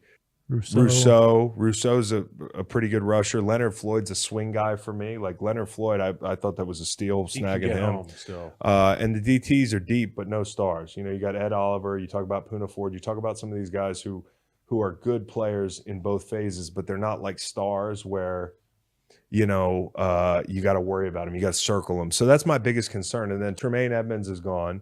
So who's going to fill that void? Matt Milano, He's just obviously gonna play great player. 2 spots. He's going to play 2 spots. I wish I had 2 Matt Milanos. Yeah, I remember you said you were watching him with Waylon, and you were like, "This is how you play football." Well, no, if I ever want to introduce my kid to the game of football, There I'm you going to lock him in a dark room with Matt Milano on a projector for like 24 hours. That's his darkness for That's tree. his inundation. You know, everything's going to look like a gap to shoot. You know, he's just going to be, you know, slicing through the kitchen by the countertop. But you can to the stack, fridge. you know, in all seriousness, you can stack a guy like Milano behind 2 guys on the front line that are not dominant, and Milano can make you right more often than not. So all I'm saying, Kyle, is they're a good team. You take Josh Allen off this team. Again, that's the way I look at things. Like, this roster is not special. So the Bills are going to be Josh in it. is. Josh is special, but he's got to. He can't. You know, Hopefully his arm's healthy. Hopefully he's in the right mind. I'm sure he's state. healthy. I'm sure he's in the right mindset. But at some point, do you wonder if like not having Brian Dable is like a delayed onset thing? You know, it's like, hey, your first year with Ken Dorsey, that first game, they threw the ball 1 million times, racked up a bunch of yards. I think it was against the Rams. And you're like, oh, they're going to roll. Well, you know, the year goes on and really good offenses, they morph, they change. You know, Chiefs are one. Chiefs defense has been that. Good units, like good coordinators, they dream things up and they get the most out of their players. Like, I just don't know this year if you're going to see a little bit of a step back. So that's my only concern with the Bills. A little bit of a step back from 13-3. Sure. 17 games could still be 11-6. It could be. You think that wins that division? Oh yeah. Okay. I think they're all stacked very. You think closely. 11 wins the AFC Yes. East? Okay. Yeah. Okay. There you So go. the Dolphins, man, the whole question is going to be, can Tua stay healthy? Because if Tua's healthy, they're going to be in it, right? They're going to be in it. They have a really good roster.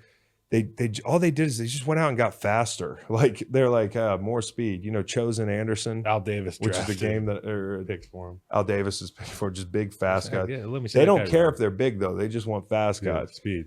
Chosen Anderson, who be careful if you're playing him on grids. His name is Chosen Anderson, not Robbie Anderson. They chose him to come down to South Beach, as well as Devin A-Chain, It's Robbie the kid Chosen from now. Texas A&M. Is it Robbie Chosen? Robbie Chosen. Oh, Robbie Chosen. Robbie Chosen. Yeah. So, Devin A-Chain's awesome. He was awesome at Texas A&M. yeah, guy's, awesome. guy's fucking fast. And so you add him to that group. Tight end is like a glaring weakness, and another team that probably would be a buyer at the trade deadline if there's somebody like a Zach Ertz or one of these guys that we've talked about as possibly being trade candidates. Offensive line, as I said, weakness, man. Eichenberg is the fish. Feeney or Jones could probably push him. Armstead was hurt just a couple weeks ago. Austin Jackson's a swing guy as well. The kid from USC, he's going to play tackle. So the whole key there is going to be just like, can speed overcome the lack of physicality you have on that offense? Because that is not a physical offense at all. Not outside, not inside. And it's a quarterback who you got to keep upright. Mike White now the backup in Miami. Yeah. Mike White. Mike White. Now, defensively, they're pretty good. And your boy Fangio, who you love, I love Fangio. is there. And it's all about keeping everything in front of you. A And team that has rostered Eli Apple has never won the Super Bowl. The mantra is bend but don't break with Vic Fangio, and Exactly. you would see teams cross the 50, and you'd be like, "Fuck, they get inside the 30, shit, and then they get in the red zone, and then there'd be a big pick, or there'd be Yeah. a big sack fumble. Yeah. And next thing you know, it's your ball. Vic Fangio always calm and always gets the most out of his guys. Well, here's the thing And about multiple looks. Here's the thing about complimentary football and like knowing who you are is like they're going to score, right? You don't want teams getting things back quickly. I mean, if you can make a team earn it over a 10, 12 play drive and you got a 2 touchdown lead and you got all those fast guys on offense, that's a motherfucker to contend with. And so they're just going to make people beat them honest. I think this team's really good. Just got to hit fairways and greens. And the rest will take care of it. I think this team's good. You know, they're going to want to see more out of Bradley Chubb, right? They gave up a lot for him. You know, they've got Jalen Phillips, who I absolutely love. What a beast. Nice guy, too. We met him at Great the Waste guy. Management. Fucking love that guy. So awesome talent. Christian Wilkins up front. You've got guys on the back end. You know, I love Javon Holland. I love Xavier Howard. Cater Kohu's been really good for them at nickel as a rookie. Eli Apple, who's never been rostered on a Super Bowl team, but he's good in run support. You know, so like I think sometimes some of these corners get so beleaguered in the public eye that Eli Apple just became this negative popular sensation, right? But he's going to be serviceable. But he's not Jalen Ramsey. And you might get Jalen Ramsey back later in the year and all that. But Can you like, imagine all the whole stuff they're going to be BCB. able to do defensively with coverage? And Oh, it's like Vic is back there licking his chops. and that's what the thing. He's when got you- rushers and covers. When you have 2 guys that can take somebody away, it compounds. and 2 guys that can get after the quarterback. So we'll see when they get Jalen Ramsey back. But I think this team has a nice year and finishes 2nd or 3rd in the AFC East. But a playoff team, probably.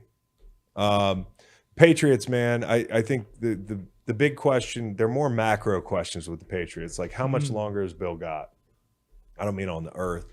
I mean in New England. It was kind of a dark statement. But, you know, like another thing you got to pay attention to is they have kept Gerard Mayo in the building.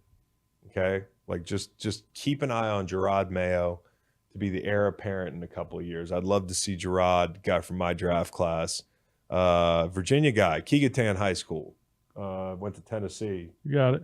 Fucking made a Keegan? big mistake. We'll see this weekend. But the Mayo watch is something to keep an eye on. Can Bill O'Brien save the day? That's the whole thing. I mean, like there was a point last year where you got people screaming for this other quarterback. You got Mac Jones. You got what's the kid's name? Bailey I forgot him already. Zappi. Bailey Zappi. I forgot him already.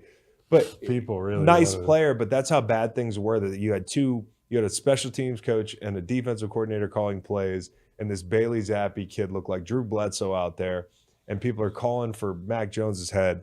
Well, Bill O'Brien could save the day because he's going to bring that Bama scheme. He's going to have pro elements with tight end usage. They had Gesicki. They've got Hunter Henry, who they want more out of. They're going to run their gap scheme stuff that they love, the powers, the whams, the traps. They got Zeke.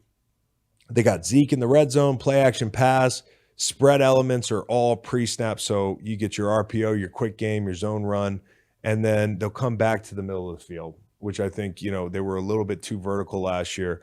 I'm excited to see Bill and Mac. I actually like Mac. I don't think I would like him as a human being because he seems to want to Slide. he seems to want to slide. I think if I've met him, he young might Pele, young Nancy Patrice Kerrigan Evra. me. But as a quarterback, I don't think he's as bad as people were making him out to be last year. And I think the wide receiver group is average, but I'm excited about Juju. I think Juju and Bill is a nice marriage. Some of the gadgets they'll use, he loves to block. He's physical. They don't make a lot of in-season trades though. Okay, like the last one for wide receiver they made was Mohamed Sanu. Okay, so I don't think Bill's like, let's run that back. Godwin is a guy, though, that I could see being a perfect Patriot if he's hanging around at the deadline. Stevenson, Zeke Elliott in the backfield. You need to fix the right tackle position. You know, that's Riley Reif. And Cole Strange probably could take the jump this year, and they'll be real happy with that. Defensively, no Jack Jones. Christian Gonzalez has to be a hit, I like Yeah. that guy. like right away. You know, Let's go Ducks. yeah. And Jabril Peppers has looked great. He's taken a step in year 2 there. You got rushers up front, Uche and Judon. And look out for Keon White.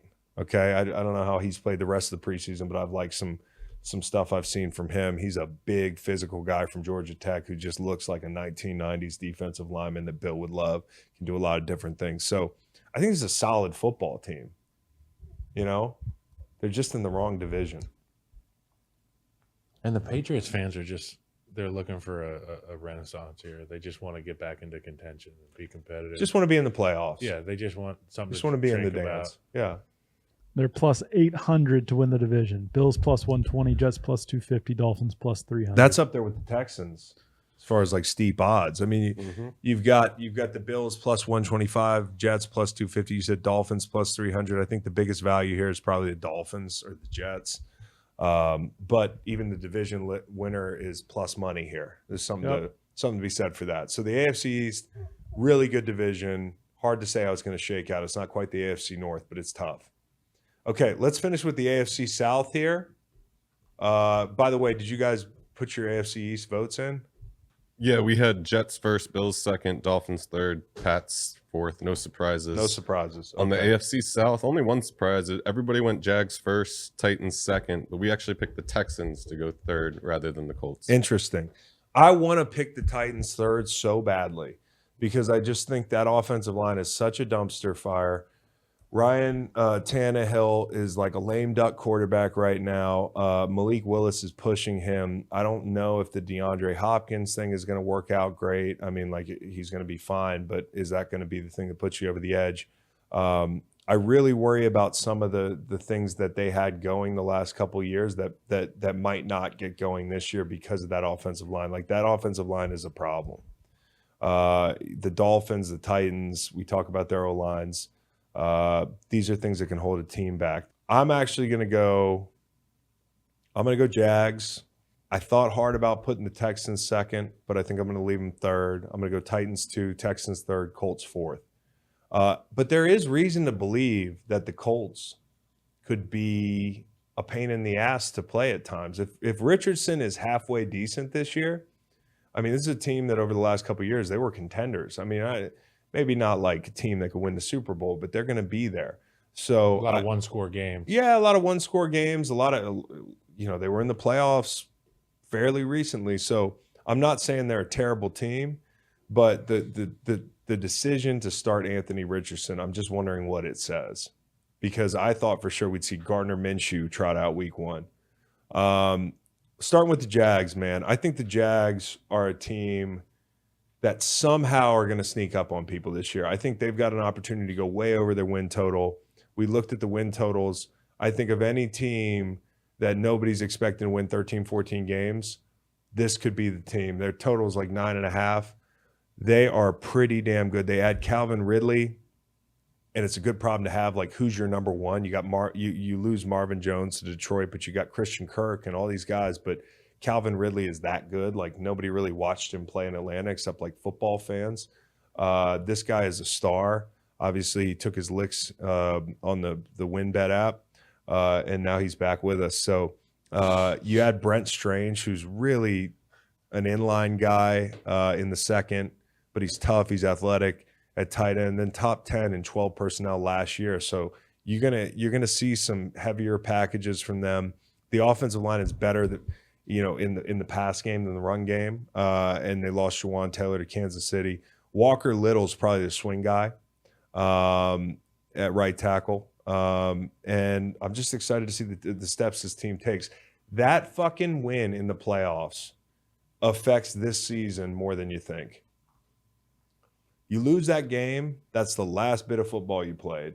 Now, you could say how bad taste in our mouths, we want to go, but like getting fucking drug on national TV in the playoffs at home would have been a bad way to go in the offseason, just to beat the Chargers, just to play one more, just to go to Arrowhead and go toe-to-toe with those guys. Yep. One I mean, score. They get to experience that. Like, this team grew up, man. This team grew up. And to have a coach like Doug Peterson who's won a Super Bowl, like, he can say, hey, guys, trust me. And the year-to-year growth for Trevor Lawrence and Dougie P and the way they're going to be continuing to work together. I mean, the offense is just going to continue to get better and better and better.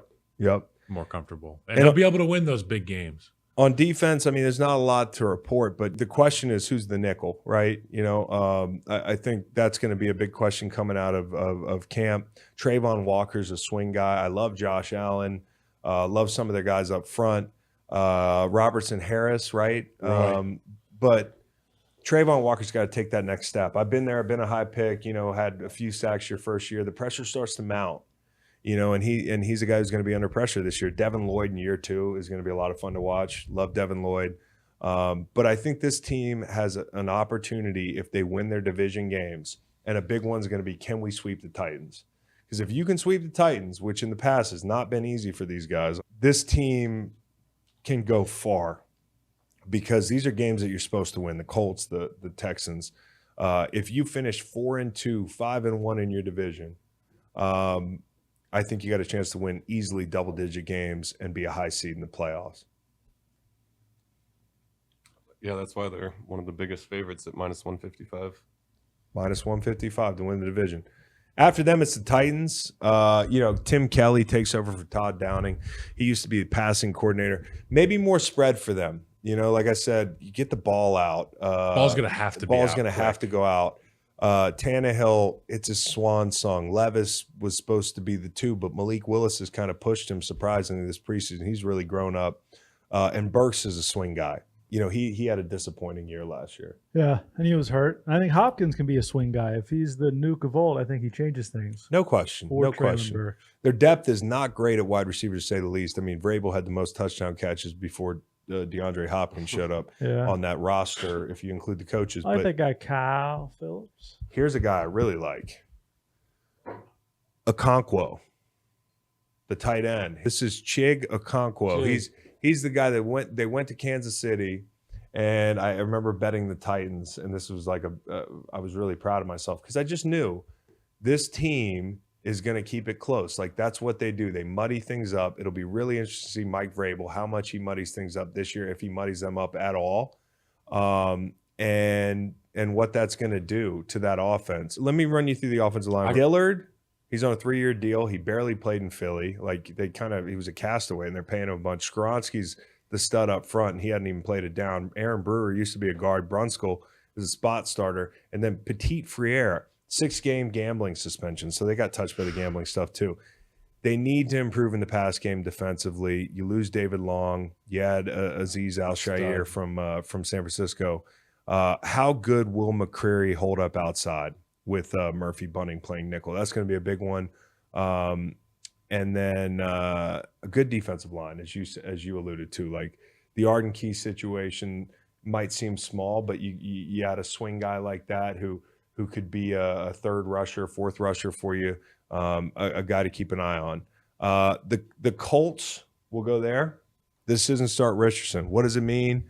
Shane Steichen, he's an offensive coordinator I really trust. Like, of all the crazy things Spikeman, of all the crazy things going on in Indy, you got your owner fucking tweeting at will. You won't pay. Killing whale. He didn't kill the whale, but Saved it to kill it.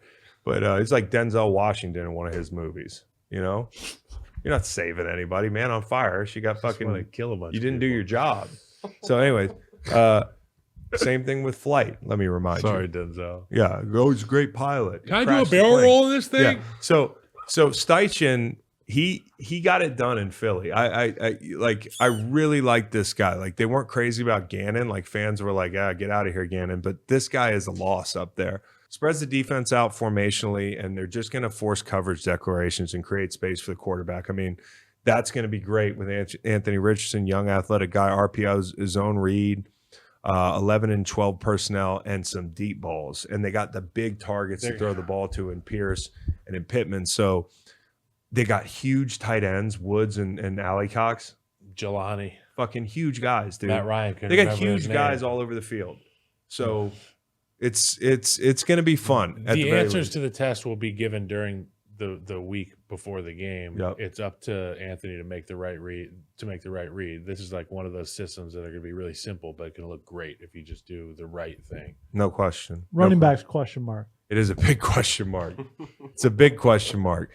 And the offensive line. I mean, the depth isn't great. I'd keep an eye on Bernard Raymond. He's a third rounder at left tackle.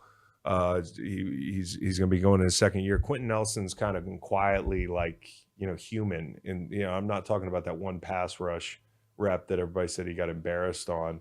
because he ran the D tackle 7 yards around the quarterback. But Yeah, because he ran him by. he ran him by. But it was a nice little move. Nice move. But the point is, when you're Quentin Nelson, you got to live with that stuff because you're like, Because you're Quentin you're Nelson. the guy. Big Q. I worry about, where his body is and that sort of thing. When you play that style of guard, you can't Yeah. play for very long at that level. And then they got to void at corner. The gambling suspension of Isaiah Rodgers. This is every team's got a gambling. What are we suspension. doing out here? Kenny Moore's going to play nickel. Julius Brents, he's a long rookie second rounder. He's going to have to play. The D line's got to step up. Like Kwity Paye has to have a big year. Buckner and Stewart are the strengths of that defense, but you need an edge guy to step up. Kwity Paye breakout that year?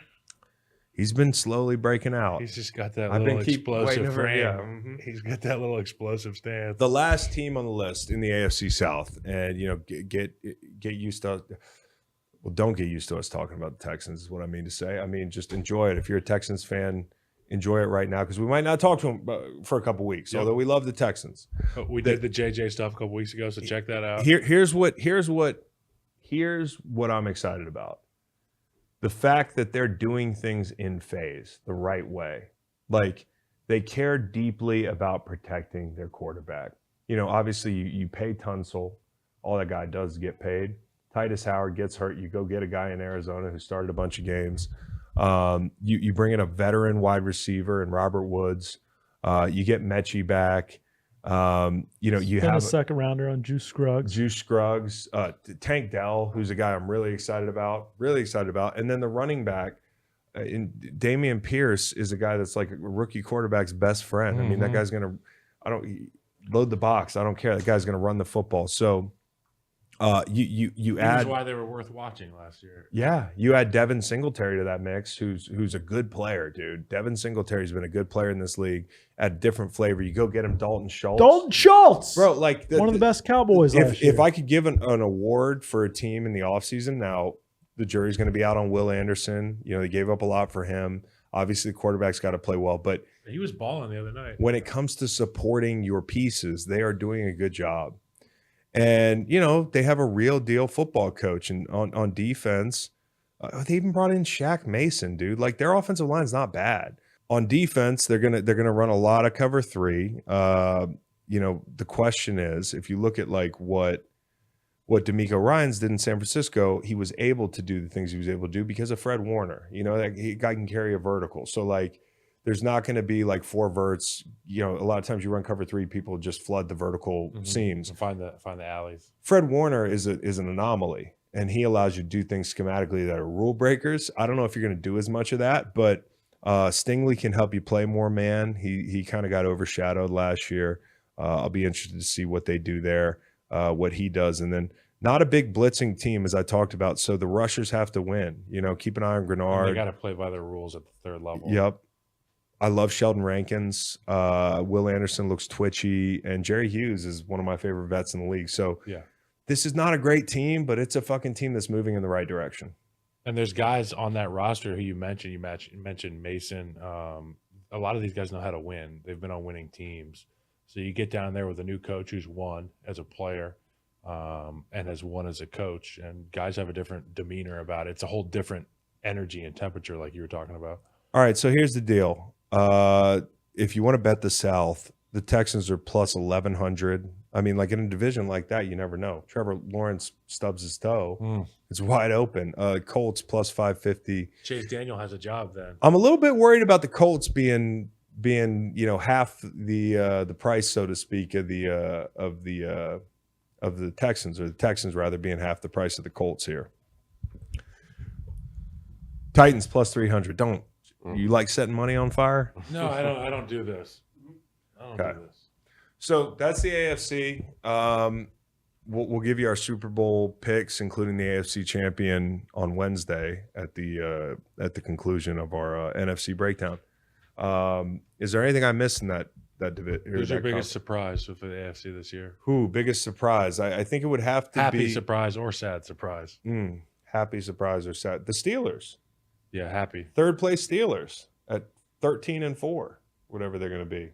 I've got a happy ending for Deshaun and the Browns, a divisional funny. championship. That's good. It's good to end on one like that. I might not even go after You that. got a surprise? My surprise is Kansas City gets even better. Oh, surprise, surprise. Their offensive line got Plus better. 375 to miss the playoffs.